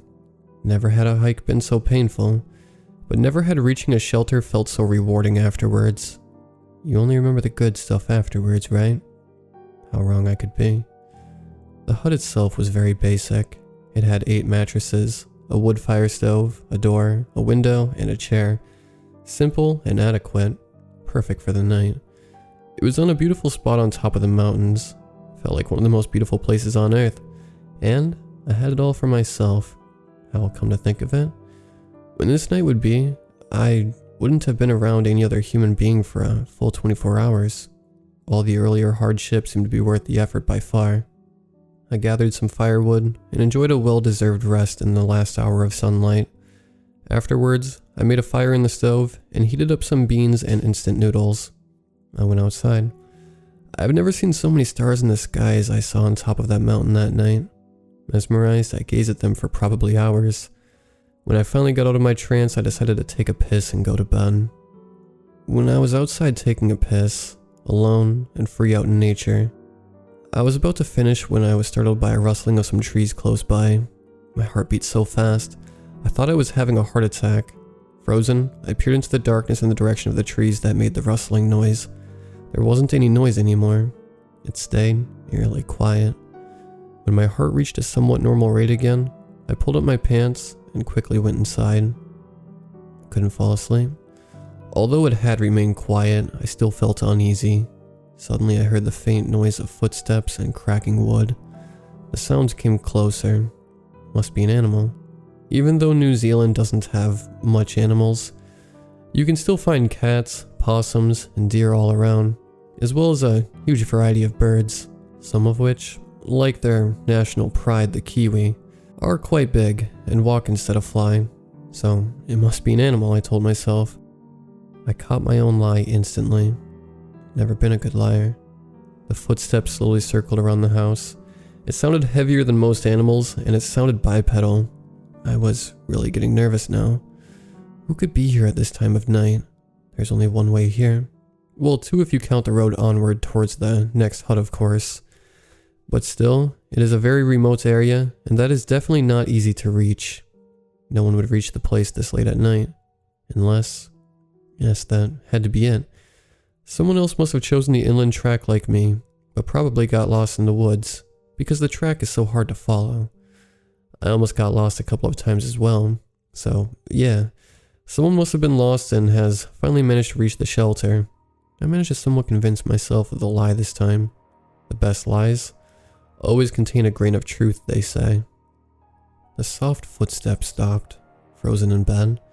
I strained my ears for the faintest sound. All my senses seemed oversensitive. For a while it remained quiet, then the footsteps started again, this time accompanied by a scraping sound against the side of the shelter. It was one continuous scrape that sounded like multiple things at once. The sound was horrible. It sounded like a set of claws. Petrified, I huddled under the blankets like a little kid. For an agonizing while, the scraping around the shelter continued, and it just stopped. After a while, I mustered up the courage to peer over the blankets. Slowly, I started to scan the room. It was very dark, but it seemed okay, and the sounds had stopped for a while. I guess it was gone. Whatever it was. I hadn't noticed it with my first look around, but as I relaxed and looked around once more, I saw it. Someone was staring at me through the window. It was so dark and the figure stood so still, it was hard to make out at first, but when I did see it, I could not unsee it. There it was, the silhouette of a face, its features almost indistinguishable, but for the eyes. The horrible piercing eyes with their ink black pupils. They were staring right at me. They seemed inhuman, and they seemed to smile. Once more, I ducked under my covers like I was 5 years old. Like the covers would do me any good against whatever was staring at me outside the shelter. Still, it remained quiet. It is at times like these that the relativity of time becomes more evident than ever, because I have absolutely no idea how long I waited this time. It may have been minutes, but could also have been hours, before I dared to peek through the blanket. When I did, there was nothing outside of the window. There were no more sounds. I wasn't going to sleep anymore this night. As soon as the first sunbeams of dawn would arise, I would get the hell out and hike on, if I would press on enough, and I certainly had the incentive to. I would make it past the next shelter and all the way to the end, back to civilization. I guess this prospect made me feel a lot better, because next I remember is waking up and immediately realizing I slept in pretty late. Quickly I gathered all my stuff and got the hell out. Scratch marks were all over the side of the cabin. Long lines, none of them straight, but I could still make out 5 lines in a row each time. 4 lines close to each other, the 5th one slightly higher. I moved on and didn't look back. At first, I still had the faint hope I could still reach the end of the trail that day, but the trail was even steeper and harder to climb than the hike of the previous day, not to mention the horrible night had made me so sore. Progress was hard and slow. I soon realized I would have to sleep in the next cabin. Later, I realized how stupid I had been. I'm always so goal-oriented. I only had the end of the trail in my mind. I should have just gone back to the beginning. It would have been a downhill hike. I probably would have checked into a hostel or hotel before dinner. Angry at myself, I pushed on. What else could I do? Great, even more trees to climb. This was the toughest hike I'd ever been on. Still, it did help to take my mind off the proceedings of the previous night. Also, truth be told, during daytime the forest didn't feel eerie. It felt peaceful, and every now and then there was a clearing and I was treated with a view worthy of a postcard in a tourist gift shop. After a while, I even began to rationalize. Perhaps it had just been a possum. The bastards are bold and have claws. Then my mind probably played tricks on me when I looked at the window. I sort of convinced myself that it happened. Besides, the forest felt peaceful now, so even if it was something else, it couldn't be following me now through this hard trail during daytime. I finally felt more at ease and climbed the hard trail. It was almost dusk when I finally reached the second shelter. The shelter was larger than the first one. It wasn't placed on a clearing on top of a mountain. This one was sheltered between huge and beautiful trees. I had dinner and put some extra wood in the stove, which also functioned as a heater. For a while, I stared at the flames, hypnotized by their flickering patterns. As it turned dark, my faint hope for some fellow hikers to show up dissipated. I had looked forward to the solitude of this hike before I started it, but as the night turned darker, fear slowly crept back into me, and I really could have used some company. Thankfully, it remained quiet, however. Exhausted, I plunged into bed. I have no idea what time it was when I woke up, but I could already hear my elevated heart beating in the silence. It was coming again. I could feel it. Sure enough, it didn't take long before I heard footsteps approaching in the distance. As they slowly neared the cabin, breaking twigs along the way, I braced myself for the scraping. But this time, there was no scraping sound. The sound that followed was even worse. I was startled by the sound of a creaking door. The sound of the door of the cabin being opened. Scared to death, I stared at the doorway. I saw the outline of a silhouette. I couldn't quite make out its features, but it seemed human. Maybe this was just another hiker arriving late. Please be another hiker. Whoever it was just stood there in the doorway for the longest time. As my eyes adjusted a little, it seemed less human than I initially thought. It was very tall and lanky. Its legs were very long and thin, compared to its relatively short torso. Its arms were also thin and long, like the arms of a primate. Suddenly, I started to move inside the shelter. Petrified, I turned around, shaking and facing the wall. I heard the footsteps move closer as the floorboards creaked. Very close to me, I heard more creaking of wood. Then, it was silent again. I was so scared I seriously thought I was going to faint. I wish I had. At least I would have escaped this living nightmare. I never did faint though. I just kept shivering, staring at the wall, and my heart kept beating through my chest like it was trying to break a record. All the while it remained quiet. Once more I lost track of time, but it felt like hours when I finally resolved to take a quick peek. I slowly turned my head around to scan the room. I didn't have to look around for long. It sat in a chair right next to me. I was so startled and petrified. Both my body and mind froze.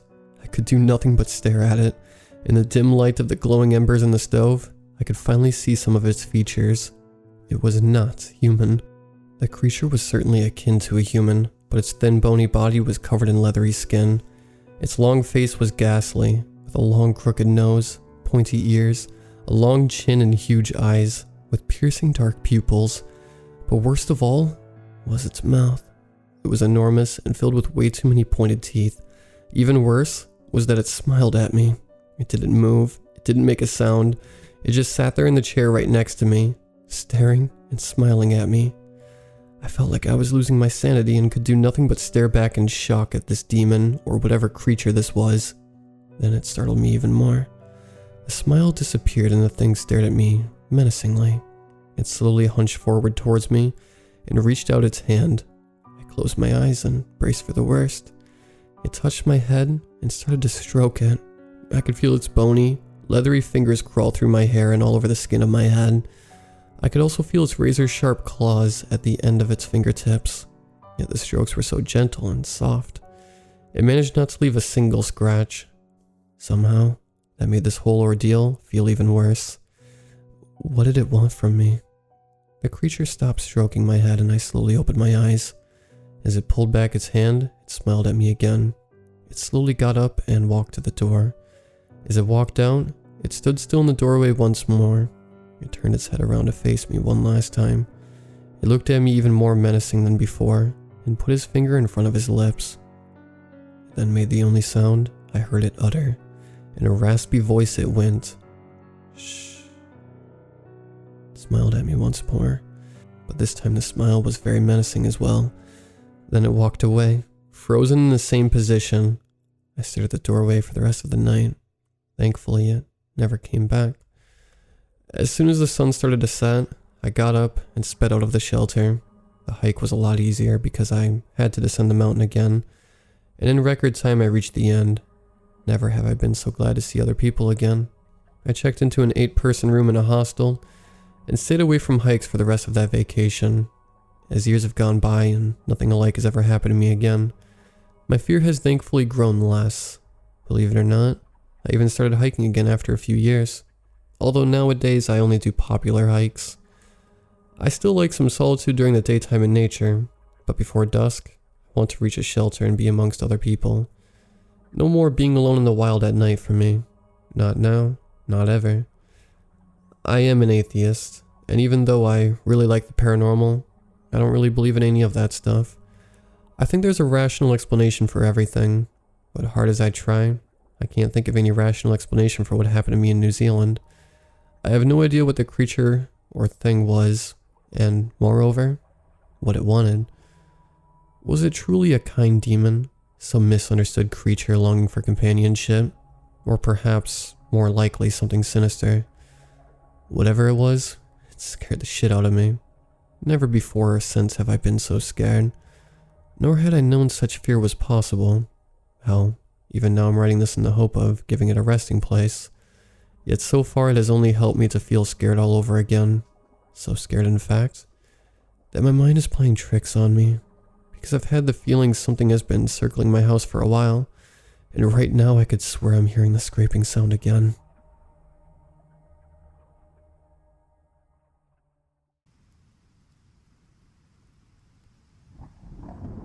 Why the hell didn't I just get gas when I had the chance? What was I thinking trying to make it to the next town this late at night? Well, now I've gone and done it. Where the hell am I? The rain was coming down so heavy that I couldn't see anything outside, and all I could hear was the constant downpour. I hadn't seen any other drivers for the past 2 hours, and that last town was too far to walk. Damn it all. I struck my steering wheel and grabbed my umbrella and flashlight before getting out to see if I could spot any landmarks. I stepped out of my car and directly into a deep puddle that caused me to lose my balance and fall into my face. Damn it. As I stood, I felt my backside bump against the door, slamming it shut. I tried to open it and realized it was locked.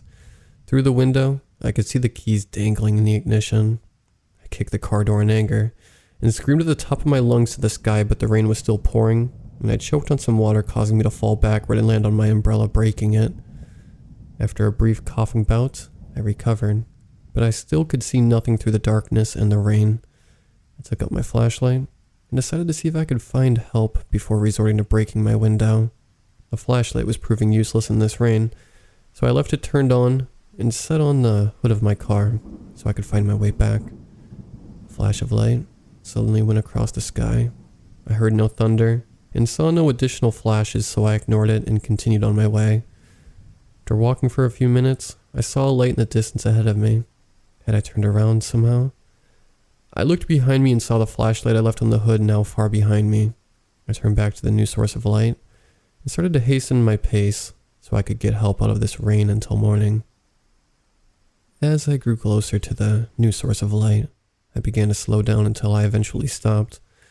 It looked exactly like my car, but it was under a streetlight, which by itself was strange because it was the only streetlight I'd seen for hours now, and the only one around. I focused my vision, and there was even a flashlight on the hood. What were the chances? Where was the owner? Were they stranded too? No sooner had the thought entered my mind that I saw someone get out of the driver's seat and take the flashlight from the hood. Hey, over here, I had yelled, because I didn't think they could hear me over the deafening rain. The person lifted their arm in acknowledgement and began to walk toward me. Suddenly, my heart began pounding and I felt fear begin to creep up in me. I took a step back and the person stopped. I could not see them clearly at all. Royenam? I heard the voice as if the stranger were right beside me. Impossible. This rain is too loud. The stranger took a step toward me, and I took two back. Don't know? This time, the voice sounded as if it were in my head. I turned and began to run back toward my car. As I grew closer, I could hear footsteps closing in quickly behind me. I grabbed my flashlight from the hood and used it to break the window and unlock the door. As I went inside, I felt someone grab my collar of my shirt. With such force, they ripped it while scraping my neck. I screamed and turned around to only see an open car door that I quickly closed before diving into the back seat and crawling onto the floor. The car began to shake and I desperately cried out for the stranger to leave me alone. This went on for what felt like hours, and when it finally stopped, I opened my eyes and saw the rain had stopped. It was now daylight outside. Hello? I didn't know what I expected to hear, but when there was no response, I sat up and peeked outside through the backseat window. I was on a street in a town I did not recognize. I opened the door and slowly exited, making sure to look all around me just in case the terrifying stranger was still around. When I was sure he was not, I ran to the nearest building, which turned out to be a diner, and was relieved to find it filled with people. A hostess greeted me with a smile. Ais yoi tog sroy? I didn't understand her, and had no time for pleasantries. Can you contact the police? I was assaulted last night. Her smile faded, and the rest of the diner fell completely silent. I turned to see every other person in the room staring at me. When I turned back to the hostess, she was on the phone and whispering something I could not hear. After around a minute of this, she hung up. Are the police on their way? She smiled and nodded her head. Wait, you here, yes? Her speech was strange, and it made me think of the language she had first spoke when I entered. It was similar to what the stranger who attacked me had been speaking. I took a step back, and she looked over my shoulder and then nodded towards me. I followed her gaze and saw two large men who were sitting at a table begin to stand. I turned and ran out of the diner as fast as I could. As I ran down the street, I realized that I couldn't read any of the street or store signs. They were in a strange language I had never seen before. I continued to run until I saw what looked to be the edge of town. There was a large sign that read, 1 Geneve Nuat. As I approached it, I heard a car accelerating behind me, and when I turned, I saw it was identical to my car, and the driver's seat was a man who looked almost exactly like me.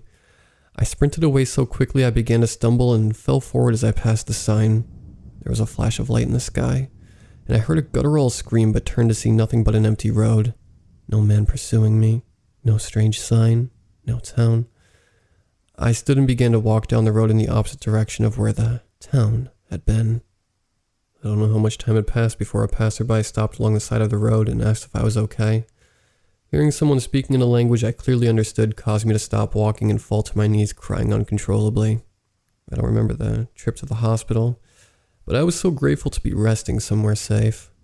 A police officer entered my room and began asking me questions about who I was and how I ended up on a back road in the middle of nowhere. I told my story as best as I could. trying not to sound insane or begin crying. When I was done, she looked as if she were staring at a lunatic, and I couldn't blame her. So before she left, I blurted out that it all could have been due to dehydration or something, and she nodded. But I didn't know if she believed me. Because of her reaction, I never spoke about what I experienced ever again, and always chose to take a plane when traveling anywhere outside of my hometown. Lately though, I've noticed that I'll meet someone who speaks in a way that's a little off, similar to the way the hostess had spoken when she asked me to wait in the diner. I would only run into one every few months or so, but now it seems to happen every other day.